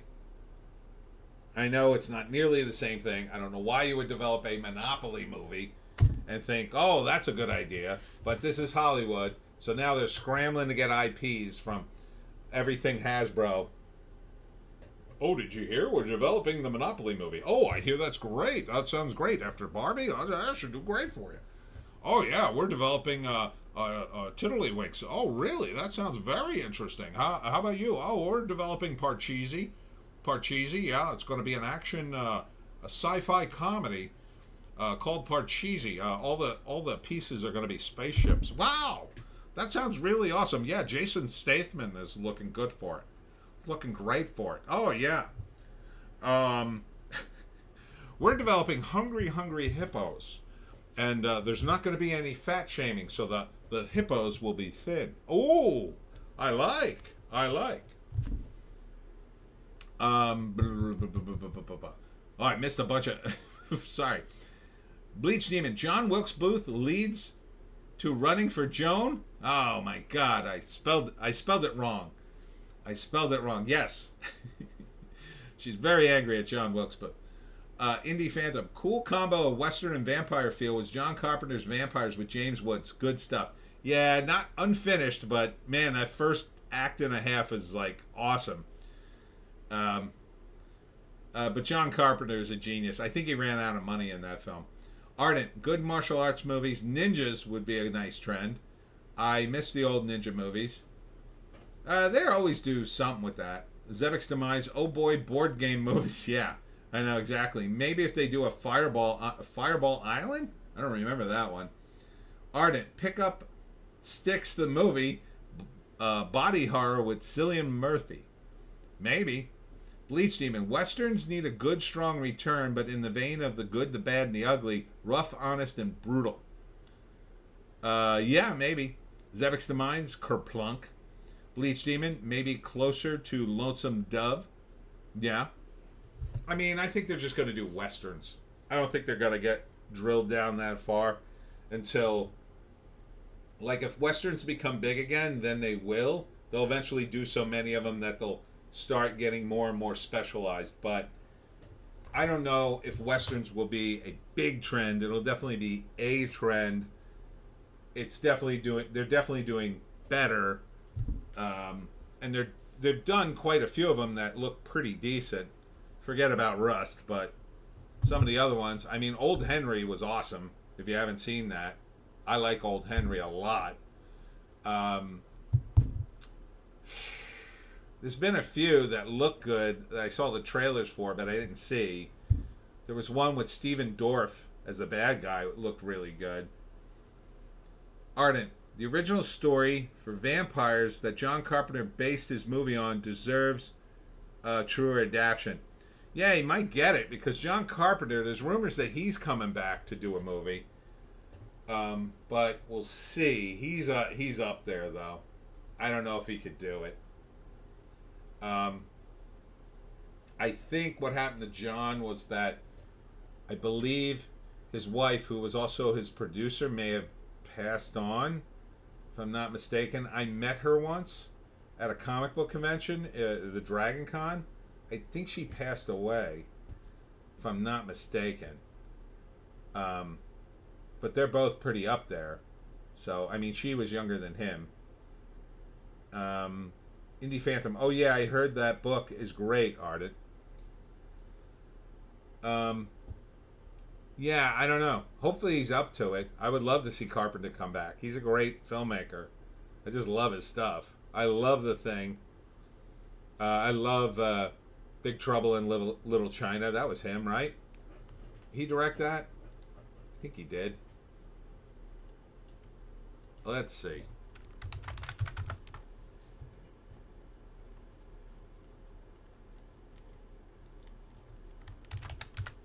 John Carpenter. The Fog from 1980. That's a good one. I mean, here he is. Look how old he looks. He's up there, man.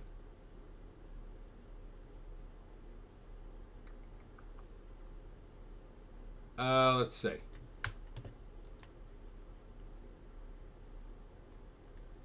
Made a bunch of Halloween stuff.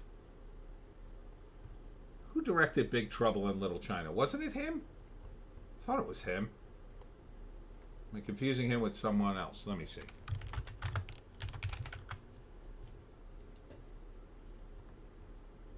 Yeah, it was him. There he is.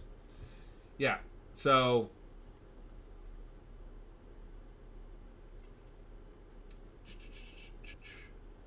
Ardent, the sequel with John Bon Jovi was a film. Ardent at Indie Fandom. Worth a read. Might be a short story now that I'm thinking of it. Novella, maybe. Yep, Big Trouble in Little China is a Carpenter flick.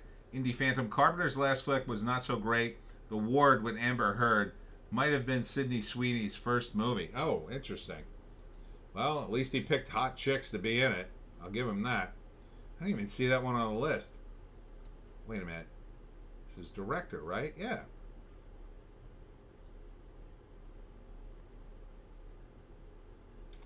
He did this show called John Carpenter's Suburban Screams. I think he directed, I think, one episode, and then he's more of a producer on it.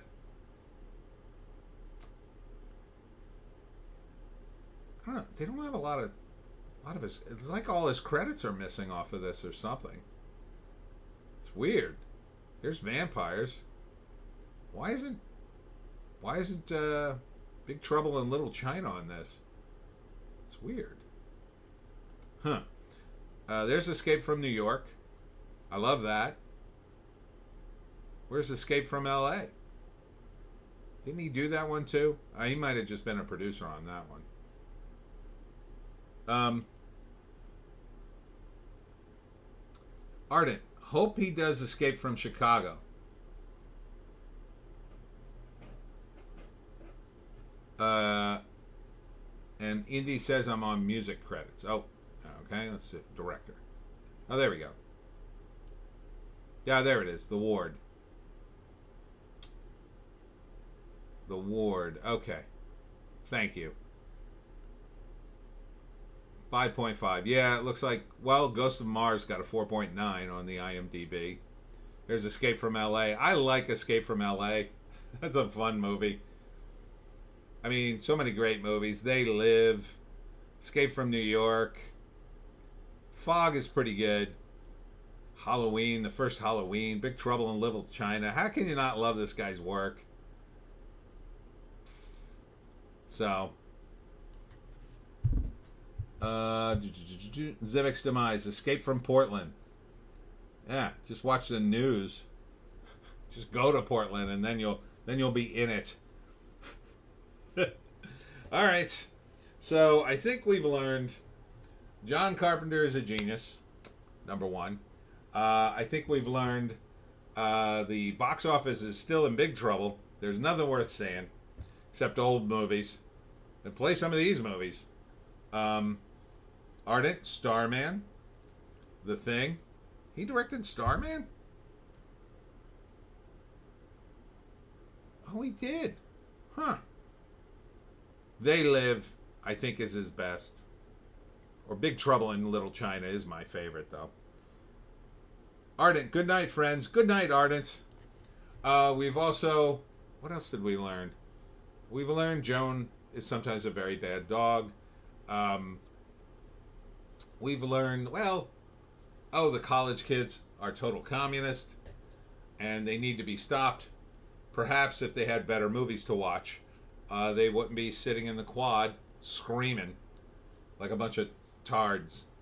I'm very much against the quad grass being killed by these students. I say to save the grass and tell these students to go back to their dorms or leave the college. If you're so angry that you're so stupid that you won't even go to class to learn what the hell you're protesting, you should leave college. You should just leave at that point. Zivic's Demise. Big Trouble and the Thing for me. Indie Phantom. Man Cave movies coming soon. Yes, next week. That's going to be a difficult one. Man Cave. Manly movies. The manliest movies next week. We will do. I'm going to have to do some research on that one. Indie Phantom. I love Christine and Halloween. Oh yeah, Christine's great too. Good use of music in that movie. Yeah.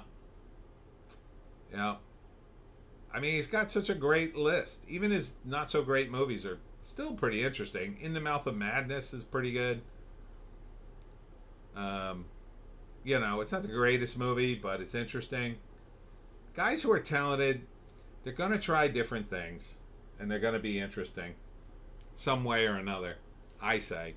Because if you're an artist, if you're really like in that zone, you try different things. Yeah, The Thing gets the best rating, 8.2 it looks like. Big Trouble, 7.2. It's really a different scale, Big Trouble in Little China. It's a comedy. And Kurt Russell is so great in it. Man, I would have loved the sequel to this back in the day. It's probably too late, but although you never say never, I would absolutely write for free a sequel to Big Trouble in Little China. I would love every minute of it, and I would bring back Jack Burton, and I would definitely bring back Kim Cattrall and the whole crew. I think everybody's still alive. Indie Phantom, Body Bags is a fun anthology. Indie Phantom, Toby Hooper directs one, and Carpenter 2.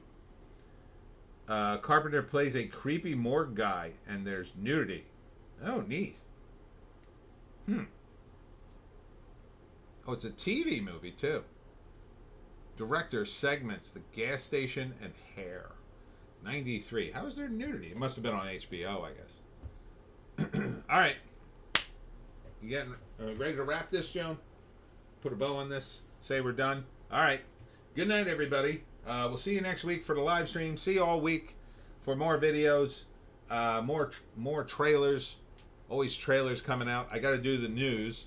Didn't do a news blast yesterday, and so I got it's going to be a big news blast, I think. Yeah, I needed a night off from news. News is so depressing. It's all going to be commie college kids. Kind of what we did today. I'm going to be tearing my hair out going, you kids, get off my college lawn. Oh no, I've turned into an old man. Oh well. Good night, Zebic. Good night, everybody. All right. Say good night, Joan. Good night, Joan.